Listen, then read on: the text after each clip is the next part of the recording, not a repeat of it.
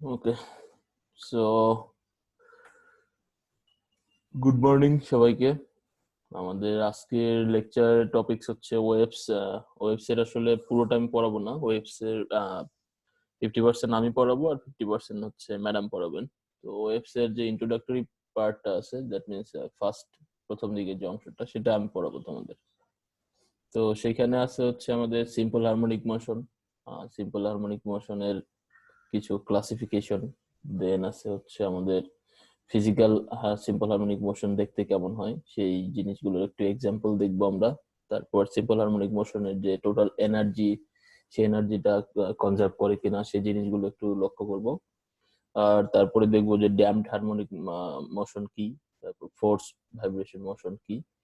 তো এই জিনিসগুলো আমরা আজকের লেকচারে দেখবো, এবং এটা হচ্ছে তোমাদের ওয়েবস এর ফার্স্ট পার্ট, মানে ওয়েবস এর 50% সিলেবাস হচ্ছে আজকের লেকচারে তো কভার হবে। সো আমি গত মাসে এটা শেষ করে ফেলতাম, কিন্তু আমার একটু প্রবলেম থাকার কারণে আমি এটা শেষ করতে পারি নাই। সো আজকে তোমাদের এই লেকচারটা শেষ করব, এবং আজকে তোমাদের একটা অ্যাসাইনমেন্ট দেবো। So, সেই অ্যাসাইনমেন্টের বিষয়ে আমরা ক্লাস শেষে আলোচনা করি।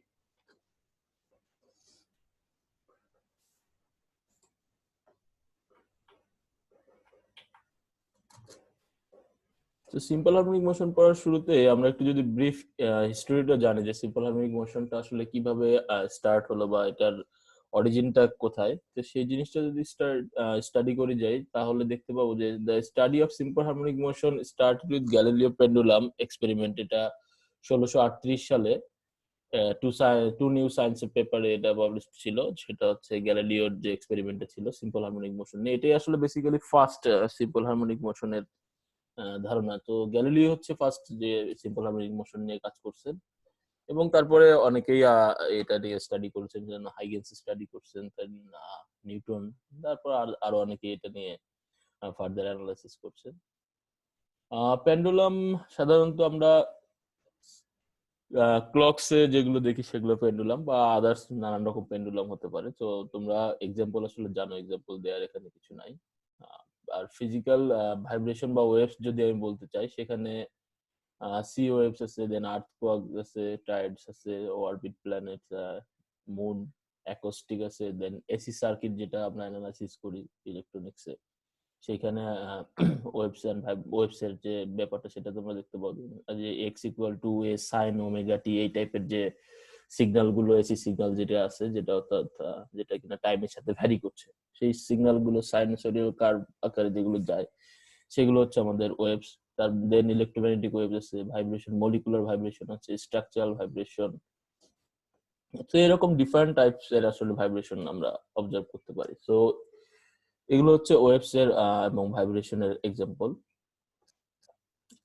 দেন আসলে আমাদের মেইন যেটা পড়ানোর কথা আসলে, সেটা হচ্ছে সিম্পল হারমোনিক মোশন। তো সিম্পল হারমোনিক মোশন নিয়ে আমার মনে হয় কম বেশি তোমরা সবাই জানো, অলরেডি ইন্টারমিডিয়েটে এই পার্টটা পড়ে আসছো, এবং খুব ভালো করে পড়ে আসার কথা এটা, কারণ এটা দিয়ে বেশ একটা বড় চ্যাপ্টারই কভার করা আছে ইন্টারমিডিয়েটে। সো আমার মনে হয় বুঝতে খুব বেশি অসুবিধা হবে না। একটা স্প্রিং কে আমরা যদি নেই, সেই স্প্রিং এর একটা নির্দিষ্ট প্রান্ত যদি একটা ওয়াল বা কোথাও একটা রিজিড মিডিয়ামের সাথে আমি আটকায় রাখি, এবং আরেকটা প্রান্তে যদি একটা ফোর্স বা একটা ভর দেই, সেই ভর দিয়ে যদি সেটাকে আমি ব্যাক এন্ড ফোর্থ করানোর চেষ্টা করি। সরি, সবাই মিউট করে ফেলো, কেউ একজন আনমিউট করো।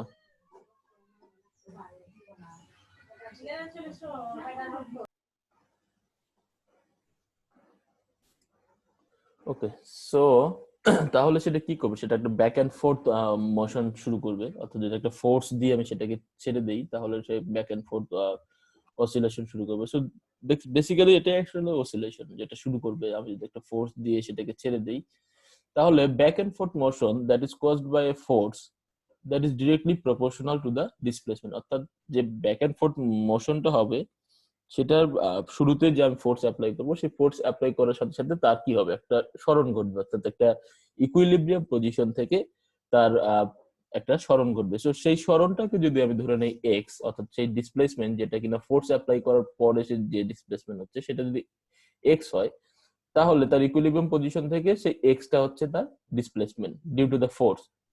এখন বলা হচ্ছে back and forth motion that is caused by a force that is directly proportional to the displacement. So the displacement is centre around the equilibrium position, অর্থাৎ ইকুইলিব্রিয়াম পজিশন থেকে ডিসপ্লেসমেন্টটা সামনেও হতে পারে, আবার সেটা পিছনের দিকেও হতে পারে। তো যে ফোর্সটা আমি অ্যাপ্লাই করছি সেটার রেসপেক্টে একটা ডিসপ্লেসমেন্ট হচ্ছে। এখন সেটা হওয়ার কথা তাহলে F proportional to x, but এখানে মাইনাস এক্স আসছে। কেউ বলতে পারবে মাইনাস এক্সটা কেন, ওয়াই মাইনাসটা কেন আসছে এখানে? স্যার যেদিকে সরণ বল তো তার বিপরীত দিকে। এক্স্যাক্টলি। তো আমরা সরণ আসলে যেদিকে হচ্ছে ফোর্সটা তার অপোজিটে কাজ করছে। So this is due to the opposite, অর্থাৎ ডিরেকশনাল সাইন। এটা কোনো ভ্যালু সাইন না আসলে, হ্যাঁ, ডিরেকশনাল সাইন। সো ফোর্স যেদিকে অ্যাপ্লাই করছি তার অপোজিট দিকে সরণটা ঘটছে। তো সেই কারণে মাইনাস এক্স আসছে। এটাকে আমরা পরবর্তীতে F equal to minus K x লিখতে পারি। সো আমি কে এক্স না লিখে তোমাদেরকে একটা নতুন জিনিস না, সরি, হুকস ল তোমরা সবাই কম বেশি মনে জানো।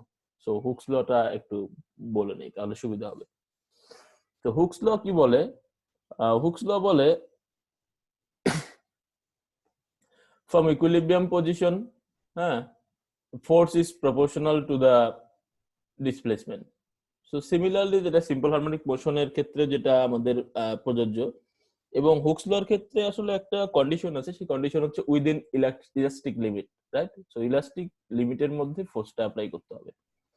তো সেই ক্ষেত্রে সিম্পল হারমোনিক মোশনের সব থেকে সিম্পলেস্ট এক্সাম্পল হচ্ছে হুকস ল, এবং এই হুকস ল কে আমরা প্রাইমারিলি রেফারেন্স হিসেবে যদি স্প্রিং এর ক্ষেত্রে এটা ধরে নিই তাহলে খুব ইজিলি আমরা বুঝতে পারি। দেখো স্প্রিং কে একটা নির্দিষ্ট রিজিড মিডিয়ামের সাথে আমরা এখানে হ্যাং করেছি, এবং সেটাকে একটা নির্দিষ্ট ফোর্স দিয়ে দেখা যাচ্ছে তার সরণ হচ্ছে এক্স। যদি আমি এই ফোর্সটাকে দ্বিগুণ করি তাহলে তার সরণও দ্বিগুণ হয়ে যাবে। সো এখান থেকে বোঝা যায় যে F is proportional to x এবং ডিরেকশনালের জন্য মাইনাস এক্স। আর যদি প্রপোর্শনালিটি কনস্ট্যান্ট আমরা রিমুভ করে দেই দেন এটা আসবে হচ্ছে F equal to K X. দেখো আমি এখানে F equal to F is proportional to X লিখেছি। এটা আসলে আমি কোনো ডিরেকশনাল সাইন ইউজ করিনি, জাস্ট ম্যাগনিটিউড ইউজ করা হচ্ছে এখানে। সো কে হচ্ছে প্রপোর্শনালিটি কনস্ট্যান্ট, আর কেটাকে স্প্রিং কনস্ট্যান্টও বলা হয়। এর ইউনিট হচ্ছে newton per metre. So F S is proportional to K X or minus K X. তো নেগেটিভ সাইনটা এখানে কেন আসছে? নেগেটিভ সাইন আসছে হচ্ছে আমাদের যে রিওস্টারিং ফোর্স আছে সেটা ডিসপ্লেসমেন্টের অপোজিটে কাজ করছে, এই জন্য আমাদের এখানে নেগেটিভ সাইনটা আসছে, যেটা শুরুতেই বলেছিলাম। সো এখন আসো যে আমরা হুকস লর যে সিম্পল হারমোনিক মোশনের ক্ষেত্রে যে বললাম F is proportional to minus x, এবং এফ কে সেই প্রপোর্শনালিটি কনস্ট্যান্ট আমরা যখন রিমুভ করছি তখন আমাদের আসছে হচ্ছে একটা কনস্ট্যান্ট। সেই কনস্ট্যান্টটা হচ্ছে আমাদের এক্স, সেই কনস্ট্যান্ট হচ্ছে K. This is the spring constant. এখন আমরা যদি এক্সপেরিমেন্টালি স্প্রিং কনস্ট্যান্ট মেজার করি তাহলে কিভাবে আসলে মেজার করব? এটার কোনো ওয়ে আছে স্প্রিং কনস্ট্যান্ট মেজারমেন্টের? সো দেখো এটা আসলে একটা এক্সপেরিমেন্ট। আমি জানি না তোমাদের এক্সপেরিমেন্ট করানো হবে কিনা। সেই এক্সপেরিমেন্টটা আমার মনে হয় এটা ইন্টারমিডিয়েটে ছিল এক্সপেরিমেন্টটা, দেখো রিকল করতে পারো কিনা। সো কিভাবে মেজার করি? দেখো একটা স্প্রিং কে যদি একটা নির্দিষ্ট প্রান্তে আমরা ঝুলায় রাখি তাহলে তার ওয়ান এন্ড একটা প্রান্তে ফিক্সড থাকবে আর একটা এন্ড হচ্ছে ফ্রি থাকবে। সো দেখো এটা হচ্ছে একটা spring in equilibrium normal position, অর্থাৎ কোনো ফোর্স নাই, জাস্ট হ্যাং হয়ে আছে, ঝুলানো আছে। স্প্রিং এর সাথে যদি একটা নির্দিষ্ট পরিমাণ মাস আমি দেই, অর্থাৎ একটা এম ভরের কোনো একটা কিছু ঝুলানো হচ্ছে, সো দিস ইজ এম ভর।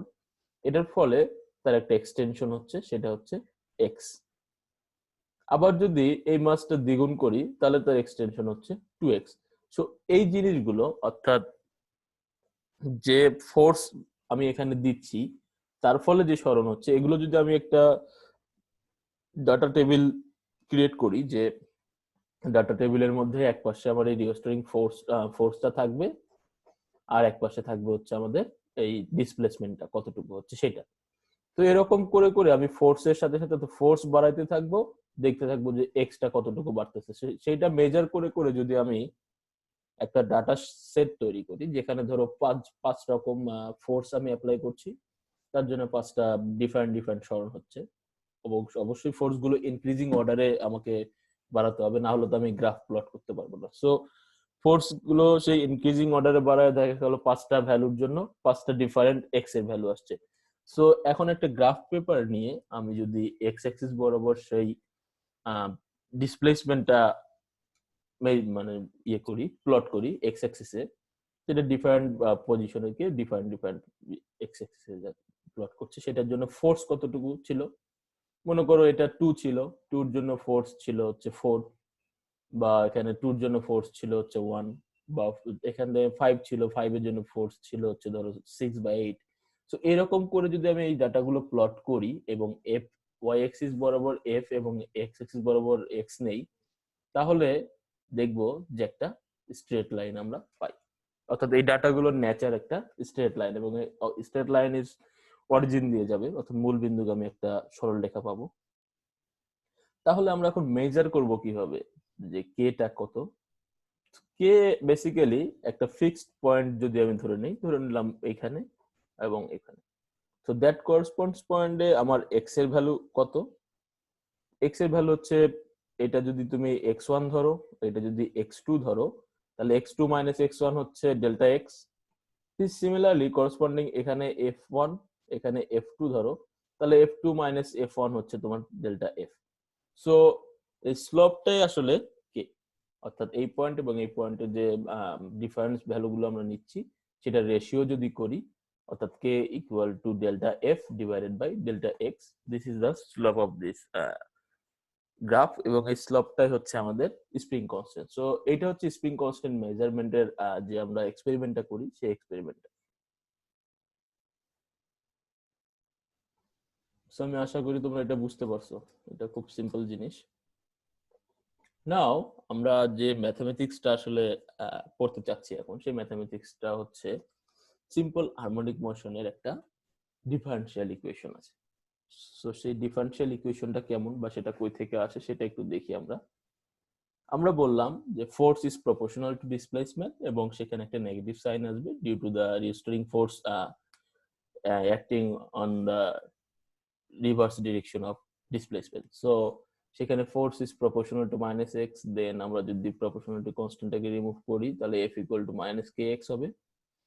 দেখো এখান থেকে সরাসরি আমি এই লাইনটা লিখছি, এখানে কি কেউ বুঝতে পারছো না বা এরকম আছো যে এখান থেকে লাইনটা কেন আসলো এটা মানে বুঝতে পারতেছো না? সবাই বুঝতে পারছো এই লাইনটা কেন আসছে? জি জি স্যার। এর Yes, sir. জায়গায় আর এটা তো সবাই জানার কথা, this is because F equal to আসলে M A, right? So A হচ্ছে অ্যাক্সেলারেশন, আর যদি আমরা এখানে ধরে নিলাম যে ডিসপ্লেসমেন্টটা x, so V equal to dx by dt and a equal to d square x divided by dt square. So সেই জন্য সরাসরি লিখে ফেলছি কারণ আমি জানি সবাই এটা জানো। So m d square x divided by dt square, আর এটাকে আমি সাইড চেঞ্জ করেছি, so plus kx equal to 0। এখন যদি ডিফারেনশিয়াল ইকুয়েশনটাকে আমি কনস্ট্যান্ট ফ্রি করতে চাই সেকেন্ড অর্ডারটাকে, তাহলে m দিয়ে ভাগ করে দিতে হবে। সো m দিয়ে ভাগ করলে এই পার্টটা আসবে d square x divided by dt square plus k divided by m x equal to 0. So this is equation number 1. এখন এই ধরনের ইকুয়েশনের সলিউশন কত হয়? আমরা সাধারণত জানি যে এটাকে দুই ভাবে সলভ করা যায়। একটা হচ্ছে ডিফারেনশিয়াল ইকুয়েশনকে বাউন্ডারি কন্ডিশন ধরে তার একটা সলিউশনে যেতে পারি, আরেকটা হচ্ছে ডিফারেনশিয়াল ইকুয়েশনটার একটা সলিউশন গেস করি, দেন সেই সলিউশন গেস করে আমরা সেই ইকুয়েশনে সাবস্টিটিউট করি এবং দেখি যে ইকুয়েশনটা সেই সলিউশন যদি স্যাটিসফাইড হয় তাহলে আমরা বলতে পারি যে এই যে সলিউশনটা আমরা ধরে নিচ্ছি সেই সলিউশনটা ওই ইকুয়েশনের একটা সলিউশন। সো সেটাকে আমরা দুই ভাবে সলভ করতে পারি। আমি জাস্ট এখানে বোধহয় একভাবে সলভ করে দেখাইছি তোমাদের, তো তোমরা আরেকভাবে করতে পারো, কোনো সমস্যা নেই। পরীক্ষায় যদি আসে সো যে কোনো ভাবে তোমরা সলভ করতে পারো, it doesn't matter. So we have already hint the solution of this type of differential equation should be like x equal to a cos omega t plus phi, এখানে phi হচ্ছে phase constant. So আমি একটা solution guess করে নিচ্ছি এবং আমার এই সলিউশনটা যদি আমি এখানে ইনপুট দেই, দেওয়ার পর যদি দেখি যে এই লেফট হ্যান্ড সাইডে 0, এটা এই পাশটাও 0 চলে আসে, তাহলে আমি বলতে পারি যে হ্যাঁ এটা হচ্ছে এই ইকুয়েশনের একটা সলিউশন। সো এটাই হচ্ছে আমার ট্রিক্স এই সলিউশনটা ধরে নেওয়ার। তো এটা আমি আশা করি সবাই জাস্টিফাই করতে পারবে। এটা জাস্ট এক্স এর ভ্যালুটা এখানে বসাই দেবা, ডাবল ডেরিভেটিভ করবা, করার পর দেখবা যে এরকম কিছু একটা চলে আসে। তো নাও এইটা আসলে একটা এক্সাম্পল ছিল, আমি বারবার চিন্তা করতেছিলাম যে এটা তোমাদেরকে দেখাবো কিনা, কারণ হচ্ছে এটা ইয়েতে দেখানো যায়। তোমার হচ্ছে এটা আসলে একটা কি বলে এগুলোকে, যে গ্রিফ, হ্যাঁ গ্রিফ, গ্রিফ গুলোর একটা হচ্ছে এটা। এখানে কি হয় দেখো, এখানে একটা শীট, লম্বা শীট রাখা আছে, আর্ট পেপার বা যে কোনো কাগজ বলতে পারো, দুইটা রোলিং ইয়ের সাথে রাখা আছে। অর্থাৎ এই কাগজগুলো এই পাশ থেকে বড় রোল আছে, এই পাশে ছোট রোল। সো আমি ছেড়ে দিলে এটা মুভ করতে থাকে, এটা তার অপোজিটে মুভ করে, সো কাগজটা এই পাশ থেকে এইদিকে আসে। আর এইখানে একটা দেখো কালার স্প্রে রাখা আছে। কালার স্প্রে বলতে যে স্প্রে কালার যেগুলো ইয়ে পাওয়া যায় সেগুলো, এবং সেটাকে একটা স্প্রিং মাসের সাথে ঝুলানো আছে, এবং সেটার একটা নির্দিষ্ট ফোর্স দিয়ে দেখো যে নিচের দিকে একটা আরেকটা মানে লম্বা ওয়্যারের মতো লাগানো আছে, সেটা দিয়ে টানা হচ্ছে। অর্থাৎ একবার টানলে সে উপরে ওঠে নিচে নামে, দ্যাট মিনস এটাকে অসিলেট করা হচ্ছে, অর্থাৎ উপরে ওঠানো হচ্ছে নিচে নামানো হচ্ছে, আর এটা হচ্ছে রোল করতেছে। তো ব্যাপারটা কি হচ্ছে দেখো, মনে করো শুরুতেই এখানে কিছু ছিল না, এই কাগজটাতে, এই কাগজটা রোল করছে, অর্থাৎ এই পাশ থেকে এসে এইদিকে যাচ্ছে, আর এই স্প্রেটা উপরে নিচে আপ ডাউন করতেছে। তো যখন স্প্রে থেকে রং বের হওয়া শুরু করবে এবং সে উপর নিচে আপ ডাউন করবে আর এটা মুভ করতে থাকবে, this pattern should be look like this. অর্থাৎ দেখো একটা স্প্রিং মাস সিস্টেম, যদি এটা এটা তো একটা স্প্রিং মাস সিস্টেম, এই যে কালার স্প্রেটা, সেই স্প্রিং মাস সিস্টেমটা ফিজিক্যালি যে তার একটা প্যাটার্ন দেখাচ্ছে, সেটা কিন্তু একটা পিরিয়ডিক কার্ভ। অর্থাৎ পিরিয়ডিক কার্ভ বলতে সাইন অথবা কজের গ্রাফ, তাই তো? সো স্প্রিং মাসের ক্ষেত্রে যে আমরা একটা মানে ডিফারেন্সিয়াল ইকুয়েশন ধরে নিলাম ম্যাথমেটিক্যালি, সেটার সলিউশনটা আমরা ধরে নিচ্ছি একটা পিরিয়ডিক গ্রাফ। অর্থাৎ x equal to A cos omega T plus phi, এটা তো একটা পিরিয়ডিক ন্যাচারাল গ্রাফ, এটা সাইনও হতে পারে কজও হতে পারে। তো দেখো আমাদের কিন্তু ফিজিক্যাল যে প্রবলেমটা আমরা ডিজাইন করেছি এখানে, স্প্রে পেইন্ট অসিলেটর, এই স্প্রে পেইন্ট অসিলেটরই কিন্তু একই জিনিসই বলছে যে হ্যাঁ এটা একটা পিরিয়ডিক ন্যাচারাল গ্রাফ হবে। সো এটা হচ্ছে একটা ফিজিক্যাল এক্সাম্পল যে আমাদের সেকেন্ড অর্ডার ডিফারেন্সিয়াল ইকুয়েশনের যে আমরা একটা সলিউশন গেস করলাম বা এই সলিউশন যেটা স্যাটিসফাইড হয়, এটা তো একটা ম্যাথমেটিক্যাল জিনিস, তাই না? আমরা তো যেহেতু ফিজিক্স পড়ছি, তাহলে আমাদেরকে তার ফিজিক্যাল সিগনিফিকেন্সটা জানতে হবে যে আসলে এটা কি ট্রু, নাকি আমরা জাস্ট ম্যাথমেটিক্যালি ওই যে ধরে নেই বলে করে নিচ্ছি প্রবলেম সলভ সেই রকম। তো বেসিক্যালি এটা হচ্ছে একটা ম্যাথমেটিক্যাল প্রুফ যে ফিজিক্যালি আসলে এটার পিরিয়ডিক নেচারটা ফলো করে। সো তোমরা কি এটা বুঝতে পারছো আমার এক্সাম্পলটা, নাকি কঠিন হয়ে গেল এক্সাম্পলটা? না স্যার, বুঝতে পারছি। ওকে, good.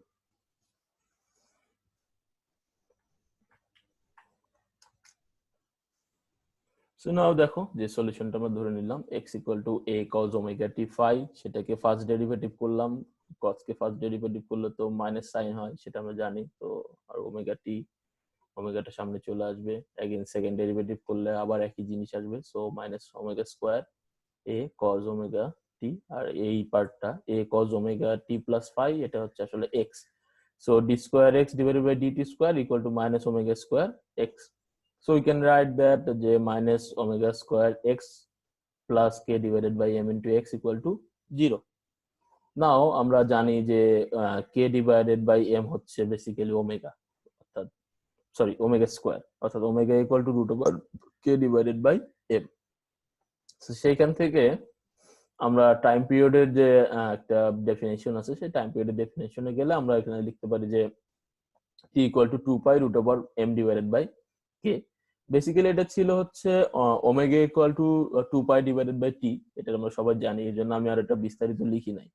So T equal to 2 pi into 1 by omega, so 1 by omega দিলে আসলে এটা উপরে এমটা চলে যাবে, নিচে কে আসবে। সো বেসিক্যালি এখান থেকে যে আমাদের টাইম পিরিয়ডের যে ডেফিনেশন সেটাও আমরা পাই, আর এটা যদি এখানে ইনপুট করি তাহলে দেখো এখানে ওমেগা স্কোয়ার, সো এটা 0 হয়ে যায়। So this is the solution of this differential equation, এটা স্যাটিসফাইড এর একটা এক্সাম্পল। সো এখান থেকে আমরা সলিউশন যেটা গেস করে নিচ্ছি সেই সলিউশনটা এক্স্যাক্টলি আসলে স্যাটিসফাই করে কিনা সেটার প্রুফ দেখলাম। পাশাপাশি ওমেগার ডেফিনেশনটাও আমরা এখান থেকে বের করে ফেলতাম যে omega equal to root over K divided by M. সেই সাথে আমরা এখান থেকে আমাদের এই যে অসিলেটরি মোশন বা সিম্পল হারমোনিক মোশন যেটা সেটার টাইম পিরিয়ডটাও বের করে ফেললাম। সো আমার মনে হয় এরকম ফিগার তোমরা দেখে আসছো ইন্টারমিডিয়েটে। ওই যে একটা পার্টিকেল ছিল, যে পার্টিকেলটা কিনা একটা নির্দিষ্ট পজিশন থেকে একটা পজিশনে মুভ করছে, হ্যাঁ, একটা সার্কুলার পাথে তার অরিজিন থেকে এই পজিশনে এখানে গ্রাফ ড্র করা ছিল। এটা ছিল ও এন এক্স, অর্থাৎ x equal to A cos omega t, যেটা আমরা ধরছি সেটা।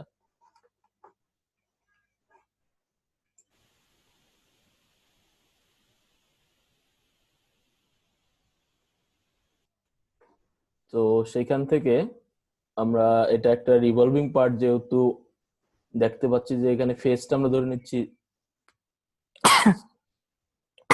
সরি,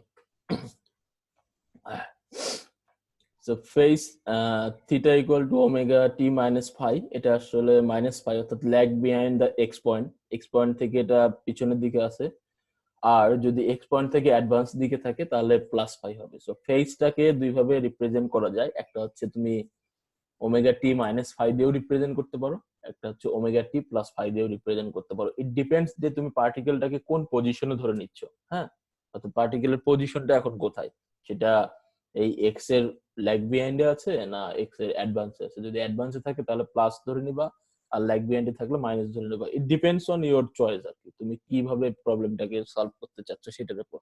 আর যদি কোনো প্রবলেম এটা ডিফাইন করে দেওয়া থাকে তাহলে তো সমস্যা, কোনো কথাই নেই। সো ফেজ ডিফারেন্স গুলো ঠিক দেখতে এরকম হয়, এই জন্য এটা দেওয়া। আর নিচের যে গ্রাফটা আছে, বেসিক্যালি এই গ্রাফটা এরকম না, হ্যাঁ, এটা ওই যে গ্রিফ টাইপের। সো গ্রিফ টাইপের হলে কি হয়, দেখো যে এটা যদি সার্কেল অনুযায়ী ঘুরতে থাকে, থ্রি ডিফারেন্ট কালার যেটা আছে, তিনটা ডিফারেন্ট কালার, তিনটা ডিফারেন্ট কার্ভ ইন্ডিকেট করতেছে। সো এটা রিভলভ করতে থাকলে এখানে যে কার্ভ গুলো আছে সেটা ডিফারেন্ট ইয়ে জেনারেট করবে। ঠিক একইভাবে যে অসিলেটরি স্প্রেড যে এক্সাম্পলটা তোমাদেরকে দিলাম, সেই এক্সাম্পলটাও দেখো যে এইটা বেসিক্যালি একটা কিন্তু সার্কেল, হ্যাঁ, তো সার্কেল মুভ করছে, কিন্তু তার টাইম পিরিয়ড যদি আমি দেখি, অর্থাৎ টাইম গুলোকে যদি একটু আলাদা আলাদা করে দেখি, তাহলে দেখতে পাবো যে সে একটা নির্দিষ্ট টাইম পর পর তার অসিলেটরি মোশনটা ব্যাক এন্ড ফোর্থ করছে। অর্থাৎ সে একটা পজিশন থাকতেছে এখানে, পরের পজিশনে এখানে যাচ্ছে, তারপরের পজিশনে এখানে, তারপরের পজিশনে এখানে, অর্থাৎ সে বারবার তার পজিশন চেঞ্জ করতেছে। একবার অ্যাম্পলিটিউড 2, একবার অ্যাম্পলিটিউড -2 তে যাচ্ছে, মাঝখানে জিরোতে আসতেছে। So this is the circular motion. যদি হয় সেই সার্কুলার মোশনটাকে এভাবে রিপ্রেজেন্ট করা যায়। এটা গ্রিফটা দেখাতে পারলে খুব ভালো হতো তোমাদের, কিন্তু এখানে গ্রিফ চলে না এটাতে। তো সেই কারণে পিডিএফ এ গ্রিফটা দেখাতে পারিনি। আর যদি তোমাদের পাওয়ার পয়েন্টে গ্রিফটা দেখাতে পারতাম তাহলে ভালো হতো, কিন্তু পাওয়ার পয়েন্টে এই যে বারবার আপ ডাউন করতে গেলে অনেক সময় মানে স্লাইডের লেখাগুলো সরে যায়, সেটা একটা প্রবলেম। তোমরা এটা নেটেও দেখে নিতে পারো, এটা নেটে আছে এই গিফটটা, সার্কুলার মোশন থেকে কিভাবে পিরিয়ডিক মোশনের এই যে এক্সাম্পলটা। Circular motion on kind of periodic motion, but সেটার ভিজিবিলিটিটা কেমন হয় সেটা এরকম দেখতে। তো এটা red colour, green colour, sorry red, blue আর ব্ল্যাক দিয়ে আমি দেখাইছি। সো নাও আমরা যদি ওমেগার যে ভ্যালুটা আমরা এতক্ষণ আলোচনা করলাম, সেই ওমেগার ভ্যালু যদি দেখি কেমন হয়। সো ওমেগার ভ্যালু কিন্তু অলরেডি আমরা এটা জেনারেট করে ফেলেছি, এটা নতুন করে পড়ার মনে কিছু নেই। So putting the solution in differential equation we get the omega. So আমরা জানি এটা মাইনাস ওমেগা স্কোয়ার এক্স ছিল, এটা এক্স এর ভ্যালু সহ বসিয়ে দিয়েছি, আর এটা কে divided by M A cos omega T. So both সাইডে যদি একই জিনিস সেটাকে কমন নেই, তাহলে এই জিনিসটা জিরো হতে পারবে অথবা কনস্ট্যান্টটা জিরো হতে পারবে। তো সেই বেসিসে আমি omega equal to root over K divided by M লিখতে পারি। এখান থেকে খুব ইজিলি লেখা যায়, সেটা তোমরা বুঝতেই পারতেছো যে ওমেগার ভ্যালুটা এটা হয়। So now the time period যেটা আমরা ক্যালকুলেট করলাম সেটা আরেকবার একটু মানে ডিফাইন করে দিই আসলে। So if we increase the time T in a solution of simple harmonic motion by 2 pi by omega, then the ফাংশনটা কত হয়। যদি যে টাইম ফাংশনটা আছে অর্থাৎ ওমেগা টি যেটা ছিল সেই টিটা যদি একটা নির্দিষ্ট সময় পর 2π/ω বাড়ে, তাহলে তার ফাংশনটা কেমন হয়? সো বেসিক্যালি আমাদের যে ফাংশনটা ছিল x = a cos ωt + phi, যেহেতু টি বলছে একটা নির্দিষ্ট টাইম সে বেড়ে যাচ্ছে, সো সেই টাইমটা কত? 2π/ω। সো টি প্লাস 2π/ω যদি দেই, তাহলে দেখো এটা কত হয়। নিচেও একটা ওমেগা আছে, সো ওমেগা টি, এই ওমেগা ওমেগা ক্যান্সেল হয়ে যাবে, আর এটা হচ্ছে 2π থাকবে প্লাস cos t। সো আমরা জানি পিরিয়ডিক ফাংশন 2π রোটেট করলে তার পূর্বের পজিশনে ফিরে আসে, অর্থাৎ 2π রোটেট করলে সে তার আগের অবস্থানে আসবে। সো 2π রোটেট করলে তার কোনো চেঞ্জ হয় না, so a cos ωt + phi, আর cos 2π রোটেট করলে তো কোনো চেঞ্জই হবে না। সো আমরা দেখতে পেলাম যে 2π/ω রোটেট করলে তার কোনো চেঞ্জ হচ্ছে না। So that is the function repeat itself after a time 2π/ω। So এটাও আমরা বলতে পারি যে ফাংশনটা 2π/ω টাইম পর রিপিট করে। সো এখান থেকে আমরা এখন তাহলে আমাদের টাইম পিরিয়ডটা ডিফাইন করতে পারি। So therefore 2π/ω is the period of motion and it defined by t. So t = 2π/ω। আবার আমরা এটাও জানি যে 1/t = f। So ω = 2π/t, 2πf এটাও লেখা যায়। This is the angular frequency. So this এগুলো আসলে ডিফারেন্ট জিনিসের ডিফারেন্ট তোমাদের হচ্ছে ডেফিনেশন, এবং সেই ডেফিনেশন অনুযায়ী টাইম পিরিয়ড এবং অ্যাঙ্গুলার ফ্রিকোয়েন্সিকে কিভাবে ডিফাইন করা হয় সেটা আমরা দেখলাম। নাও নেক্সট স্লাইডটা ওই যে একই জিনিস, আসলে এটা গ্রিফটা দেখলে ভালো হতো। আচ্ছা আমি দেখি যদি এটা দেখানো যায়, গ্রিফটা পরবর্তীতে দেখাবো। সো নাও আমরা পজিশন জানি। So x = a cos ωt + phi। নাও যদি আমরা সেটা ডেরিভেটিভ নেই, অর্থাৎ তার ভেলোসিটি আমরা জানতে চাই, সেই পার্টিকেলটার একটা নির্দিষ্ট পজিশনে তো ভেলোসিটি কত। সো v = dx dt, সেটা করলে ফার্স্ট ডেরিভেটিভ করলে আসবে -a omega sin ωt + phi। আর সেটার আবার যদি সেকেন্ড ডেরিভেটিভ করি তাহলে আসবে অ্যাক্সেলারেশন। সো আমরা এখানে দেখতে পাচ্ছি যে তিনটা ডিফারেন্ট কালার। সো তিনটা ডিফারেন্ট জিনিস মিন করছে। একটা হচ্ছে x = a cos phi, টা আমি দেই নাই এখানে, যেহেতু আমরা একটা গ্রাফ জাস্ট দেখাতে চাচ্ছি, সেই জন্য আমি ফেজ 0 রাখছি। সো a cos ωt, সেকেন্ডটা হচ্ছে first derivative v - a omega sin ωt, আর থার্ডটা হচ্ছে a - ω² a cos ωt। So দেখো ব্লু ইন্ডিকেট করছে তার পজিশন ফাংশনটা, দেন গ্রিন ইন্ডিকেট করতেছে তার হচ্ছে ভেলোসিটি ফাংশন, আর রেড হচ্ছে তার অ্যাক্সিলারেশন। সো এটা যখন রিভলভিং করতে থাকবে তখন দেখা যাবে যে ডিফারেন্ট গ্রাফের ডিফারেন্ট ফাংশনের ক্ষেত্রে আমাদের যে ভ্যালুগুলো আছে সেটার ক্ষেত্রে তার পজিশন, অ্যাক্সেলারেশন এবং ভেলোসিটির যে চেঞ্জটা, সেটা আসলে আমরা দেখতে পাবো। সো এটা পার্টিকেলটা যদি রিভলভিং হয়, অর্থাৎ একটা সার্কুলার পাথে সে রিভলভ করতে থাকে, তাহলে তার অ্যামপ্লিটিউড ফিক্স থাকবে। অর্থাৎ পার্টিকুলার ফাংশনের জন্য পার্টিকুলার আমাদের অ্যামপ্লিটিউড ফিক্স। দেখো x = a আছে শুধু, সো এর একটা নির্দিষ্ট রেঞ্জ আছে ফ্রিকোয়েন্সি অর্থাৎ অ্যামপ্লিটিউডের, সেই রেঞ্জের মধ্যে সে অসিলেট করছে। দেন v = -ωa, তা ভির একটা নির্দিষ্ট অ্যামপ্লিটিউড আছে -ωa, সেই ওমেগা এর মধ্যে সে অসিলেট করছে। আবার এরও একটা নির্দিষ্ট অ্যামপ্লিটিউড আছে, সেই অ্যামপ্লিটিউড হচ্ছে -ω², সেটা আবার তার মধ্যে অসিলেট করছে। তো দেখো ডিফারেন্ট ফাংশনে ডিফারেন্ট আমাদের অ্যামপ্লিটিউডের মধ্যে এটা অসিলেট করছে। তো এটা আমি চেষ্টা করবো তোমাদের দেখানোর। লেকচারটা শেষ করি, তারপর দেখি। নাও আমরা তো এতক্ষণ সিম্পল হারমোনিক মোশনের বেশ কিছু জিনিস দেখলাম, অর্থাৎ ক্রাইটেরিয়া, অনেকগুলো ক্রাইটেরিয়া দেখলাম, সেটার ডেফিনেশন দেখলাম, সেটার সেকেন্ড অর্ডার ডেরিভেটিভ ইকুয়েশন দেখলাম, তারপর সেটার সলিউশন বের করলাম, সেখান থেকে অ্যাঙ্গুলার ফ্রিকোয়েন্সির ডেফিনেশন বের করলাম আমরা, তারপর সেখান থেকে টাইম পিরিয়ড বের করলাম, তারপর সেখান থেকে তার একটা ফিজিক্যাল এক্সাম্পল আমরা দেখার চেষ্টা করলাম। নাও সিম্পল হারমোনিক মোশনে যে স্টোরড এনার্জি থাকে, সেই এনার্জিটাকে কিভাবে কনভার্ট হয় এবং সেই টোটাল এনার্জিটা আসলে কনজার্ভ করে কিনা সেটা আমাদের একটু জানা দরকার। দেখো কাইনেটিক এনার্জির যে ডেফিনেশন,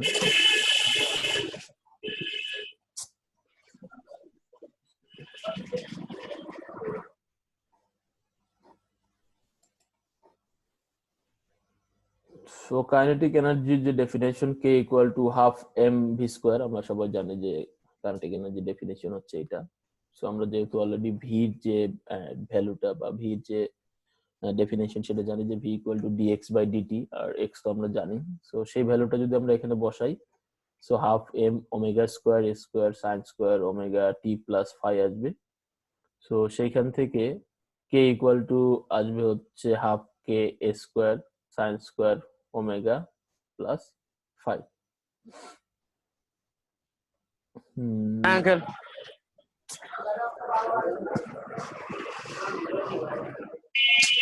ক্লাস চলতেছে তো ক্লাস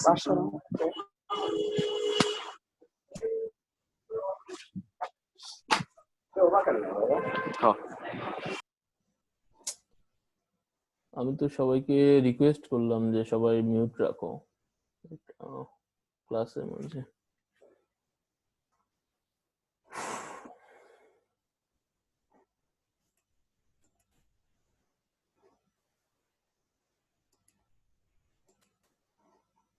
So now দেখো kinetic energy definition half M V square. So আমরা সেখান থেকে দেখতে পাচ্ছি k equal to half m omega square a square sine square omega T plus phi. আর কেটাকে যদি আমরা লিখতে পারি তাহলে হাফ কে, দেখো ওমেগা স্কোয়ার সমান কিন্তু আমরা জানি omega square equal to K divided by M. তো সেখান থেকে কে ডিভাইডেড বাই যদি এম হয় তাহলে শুধুমাত্র স্প্রিং কনস্ট্যান্ট কে থাকে, এই এম এর সঙ্গে ওটা ক্যান্সেল আউট হয়ে যায় আর বাকি পার্টটা ঠিক থাকে। সো কাইনেটিক এনার্জির যে ম্যাথমেটিক্যাল ফর্মটা সেটা আমরা দেখলাম যে ঠিক এরকম। নাও পটেনশিয়াল এনার্জিটা কেমন? তো আমরা জানি পটেনশিয়াল এনার্জি হচ্ছে স্প্রিং এ যে স্টোরড এনার্জিটা আছে সেটা potential energy. So equal to half K x square, অর্থাৎ যতটুকু তার সরণ আমরা বা ডিসপ্লেসমেন্ট আমরা ঘটাতে পারছি সেই পরিমাণ এনার্জি তার মধ্যে স্টোর আছে, অর্থাৎ যে পরিমাণ ফোর্স আমরা অ্যাপ্লাই করে তার সরণটা ঘটাচ্ছি সেটাই হচ্ছে তার মধ্যে স্টোরড এনার্জি হিসেবে আছে। সো হাফ কে এক্স স্কোয়ার, এক্স এর যে ভ্যালুটা আছে সেটা আমরা জানি x equal to A cos omega T plus phi.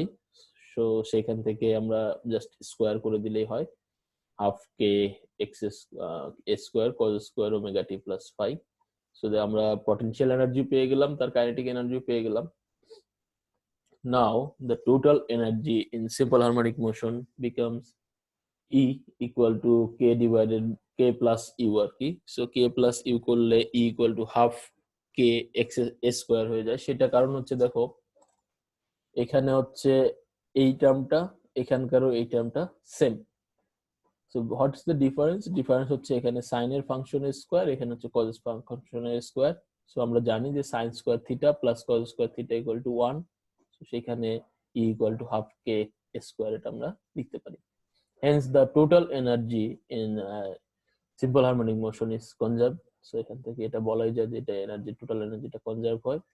আর যদি গ্রাফিক্যাল রিপ্রেজেন্টেশনে আমরা যাই সেখানে ওয়াই এক্সিস বরাবর এনার্জি এবং এক্স এক্সিস বরাবর যদি টাইমকে আমরা প্লট করি তাহলে যেহেতু দুইটা ডিফারেন্ট পিরিয়ডিক ফাংশন, অর্থাৎ একটা হচ্ছে তোমাদের কাইনেটিক এনার্জির ক্ষেত্রে আমরা দেখতে পাচ্ছি সেখানে হচ্ছে সাইন হচ্ছে তার পিরিয়ডিক ফাংশনের পিরিয়ডিক ফাংশন, আর পটেনশিয়াল এনার্জির ক্ষেত্রে আমরা দেখতে পাচ্ছি যে সেখানে হচ্ছে আমাদের কজ হচ্ছে তার পিরিয়ডিক ফাংশন। সো আমরা যদি প্লট করি উইথ রেসপেক্ট টু টাইম এবং ওয়াই এক্সিস বরাবর সেটার এনার্জি নিয়ে, তাহলে দেখতে পাবো একটা শুরু হবে হাইস্ট ভ্যালু থেকে আর একটা শুরু হবে লোয়েস্ট ভ্যালু থেকে। So both revolving with time এবং সেটা ঠিক এইভাবে যাবে, অর্থাৎ একটা আর একটার অপোজিটে অ্যামপ্লিটিউড শো করবে।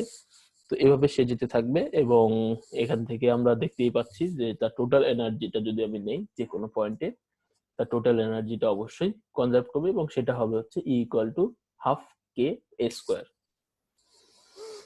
সো এটা ছিল total energy in simple harmonic motion. So simple harmonic মোশনে টোটাল এনার্জিটা কনজার্ভ করে। Now another way of measuring velocity, আমরা ভেলোসিটি তো দেখলাম যে একটা পজিশনের ফাংশন থাকবে, সেই পজিশন ফাংশনকে আবার ডেরিভেটিভ করলে ভেলোসিটি পেয়ে যাব, বা এখান থেকে আমরা পজিশন ছাড়াও আমরা ভেলোসিটি মেজার করতে পারি। কিভাবে? তো দেখো আমরা এনার্জির যে ডেফিনেশন পড়লাম সেটা হচ্ছে ই equal to potential energy plus kinetic energy. So half M V square plus half K x square equal to half K square. এখান থেকে কি বের করতে হবে আমাদের? ভি।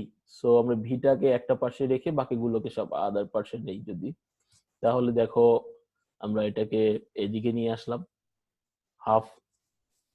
সো সবগুলোর সামনে হাফ আছে, হাফগুলোকে ক্যান্সেল করে দিলাম, এম দিয়ে ভাগ করে দিলাম, so K divided by M আসলো। এর পাশে এ স্কোয়ার ছিল, এটা এক্স স্কোয়ার চলে আসলো। সো সিম্পল ম্যাথমেটিক্স এটা করলে v equal to plus minus omega root over a square minus x square. So this is the another definition of velocity in simple harmonic motion, and this relation clearly shows that the speed is maximum at equilibrium position. অর্থাৎ যদি x equal to 0 হয় শুধু সেই সময়ই v হবে maximum, and 0 at the extreme displacement. অর্থাৎ ডিসপ্লেসমেন্টটা আমাদের কত হতে পারে? এই পিরিয়ডিক ফাংশনের ডিসপ্লেসমেন্ট তো সর্বোচ্চ তার অ্যামপ্লিটিউডের সমান হতে পারে, তাই তো? x equal to a cos omega t, so সেটার ম্যাক্সিমাম অ্যামপ্লিটিউড হতে পারে, ম্যাক্সিমাম ডিসপ্লেসমেন্ট হতে পারে তার অ্যামপ্লিটিউডের সমান, আর মিনিমাম ডিসপ্লেসমেন্ট হতে পারে হচ্ছে 0। সো সেইখান থেকে at x equal to 0 তে দেখো v equal to omega a, R x equal to a তে v equal to 0. So this relation clearly shows that the speed is maximum at equilibrium position x equal to 0 and 0 at the extreme displacement position. So এটা হচ্ছে ভেলোসিটির দুইটা condition. নাও আমরা খুব পরিচিত একটা জিনিস একটু দেখি, সেটা হচ্ছে সিম্পল পেন্ডুলাম। সিম্পল পেন্ডুলাম সম্পর্কে আমার মনে হয় এখানে কম বেশি সবারই ভালো ধারণা আছে। আমি খুব বেশি কিছু এখানে দেখবো না, জাস্ট সিম্পল পেন্ডুলামের দুই একটা গ্রাফ দেখবো আর সেটার ওই যে টাইম পিরিয়ডটা কত আসে সেটা দেখবো। So simple pendulum consist of a mass m of negligible size suspended by a string or rod of length L and negligible mass. এই যে নেগলিজিবল সাইজ এবং নেগলিজিবল মাসের কথা বলা হচ্ছে, বেসিক্যালি আমরা আইডিয়ালে যদি কনসিডার করি তাহলে সম্ভব, বাট রিয়েলিটিতে এইরকম কোনো সিম্পল পেন্ডুলাম কনস্ট্রাক্ট করাই সম্ভব না। তো সেই জন্য আমরা যে সিম্পল পেন্ডুলামের কনস্ট্রাকশন পড়ি সেটা বেসিক্যালি একটা আইডিয়ালাইজ ফর্ম, এটা রিয়েলিটিতে এক্সিস্ট করে না। অর্থাৎ রিয়েলিটিতে সিম্পল পেন্ডুলাম বলতে যেটা বুঝি সেটা আলাদা, সেটা নেগলিজিবল সাইজ না, একটা পার্টিকুলার সাইজ আছে এবং নেগলিজিবল মাসও না, তার যে সাসপেন্ডিং রড বা স্ট্রিং আছে সেটার একটা পার্টিকুলার মাস আছে। সো দেখো কেমন হয়, একটা সাসপেন্ডেড বার্ড থাকে, সেই বার্ড থেকে আমরা একটা লেন্থ স্ট্রিং বা রড যদি নেই, সেই রডের সাথে একটা মাস আমরা এখানে ঝুলাবো, সেই মাসটাকে একটা ফোর্স দিয়ে যদি ছেড়ে দিই তাহলে সেই এই পাথটা ফলো করবে। So this is a simple harmonic motion বলা হয় এটাকে, যে মোশনটা সে ফলো করে। সো সেটাকে যদি একটা নির্দিষ্ট অ্যাঙ্গেল থিটা করা হয়, তার লেন্থটা হচ্ছে এল, আর উপরের দিকে যে ফোর্সটা কাজ করে সেটা হচ্ছে এল কস থিটা। ওকে, সেটা আমাদের মানে অ্যানালাইসিস এখন করার দরকার নাই। সো এটা হচ্ছে একটা সিম্পল হারমোনিক মোশনের যে সাসপেন্ডেড অংশ থাকে তার জিওমেট্রি আর কি। সো দেখো সিম্পল হারমোনিক মোশনের ক্ষেত্রে ম্যাথমেটিক্সটা কেমন হয়। Looking at the force on the pendulum bob, we see that the restoring force is proportional to sine x. অবশ্যই সাইন এক্স এর প্রপোর্শনাল হয়। F x is proportional to minus m g sine x, এইটা m g হচ্ছে constant. আর রিওস্টারিং force যেটা আছে সেটা opposite to ডিসপ্লেসমেন্টে কাজ করে, সেই জন্য আমরা এখানে মাইনাস দিই। সেটা তো আমরা শুরুতেই যখন সিম্পল হারমোনিক মোশন পড়লাম তখন বললাম। তো পেন্ডুলামের ক্ষেত্রে দেখো একটা নির্দিষ্ট অ্যাঙ্গেল করে সেটাকে আমরা ছেড়ে দিই, সেই অ্যাঙ্গেলরত অবস্থায় তার যে টানটা, সেই টানটা তো ওই সুতা বরাবর উপর দিকে কাজ করে, তার ওজনটা কাজ করে নিচের দিকে। সেই ওজনের দুইটা কম্পোনেন্ট থাকে, আমরা জানি যে কোনো জিনিসকে দুইটা কম্পোনেন্ট আকারে আমরা ভাগ করতে পারি, অর্থাৎ সেটার এক্স অ্যাক্সিস বরাবর একটা কম্পোনেন্ট, ওয়াই অ্যাক্সিস বরাবর একটা কম্পোনেন্ট। এক্স অ্যাক্সিস বরাবর কম্পোনেন্টকে আমরা হরাইজন্টাল কম্পোনেন্ট বলি, আর ওয়াই অ্যাক্সিস বরাবর কম্পোনেন্টকে আমরা তার ভার্টিক্যাল কম্পোনেন্ট বলি। সো দেখো এই পজিশন থেকে যদি তার ববের যে মাসটা, এই মাস যদি কাজ করে তাহলে মাসটা কাজ করবে সোজা ডিরেক্টলি নিচের দিকে, যেহেতু এটা একটা সাসপেন্ডেড পার্ট এবং তার একটা পোর্শন হচ্ছে উপর দিকে কাজ করছে। সো সেই পোর্শনটা হচ্ছে সুতার যে টান, সেই টানটাকে রিজলভ করার জন্য একটা ফোর্স আমাকে তাহলে অপোজিট থেকে দিতে হবে, অর্থাৎ ববটাকে যে টান, যে ফোর্সে সে উপর দিকে টানছে সেটাকে রিজলভ করার জন্য আমাদের যে ববের ওজন আছে সেই ওজনের একটা নির্দিষ্ট part that is mg cos theta সেটা কাজ করছে। আর এই ববের যে অপোজিট একটা পার্ট আছে অর্থাৎ mg যে আদার কম্পোনেন্ট সেটা হচ্ছে mg sin থিটা, সেটা কাজ করছে হচ্ছে এই ববটাকে অসিলেট করানোর জন্য। সো এই mgটা দুই ভাগে ভাগ হয়ে যাচ্ছে। সো এটা mg cos theta cancel out হচ্ছে t এর সাথে, আর শুধুমাত্র রেসপন্সিবল হচ্ছে mg sin থিটা। সেটাই আমরা দেখলাম যে fx equal to minus mg sin theta হচ্ছে, অর্থাৎ ফোর্সটা হচ্ছে এটা। সো নাও যদি আমরা সবসময় তো স্মল থিটা অ্যাপ্রক্সিমেশন বলে আসি, স্মল থিটা অ্যাপ্রক্সিমেশন কেন বলা হয়? স্মল থিটা অ্যাপ্রক্সিমেশন এই কারণেই বলা হয় যে আমরা যখন সাইন থিটা নেই, সাইনের ভ্যালু যদি বেশি হয়, অর্থাৎ দেখো এই যে অ্যাঙ্গেলটা এটা যদি 4 ডিগ্রি বেশি হয়, 4 ডিগ্রি বেশি হলে আমাদের এই রিলেশনটা আর এক্সিস্ট করে না।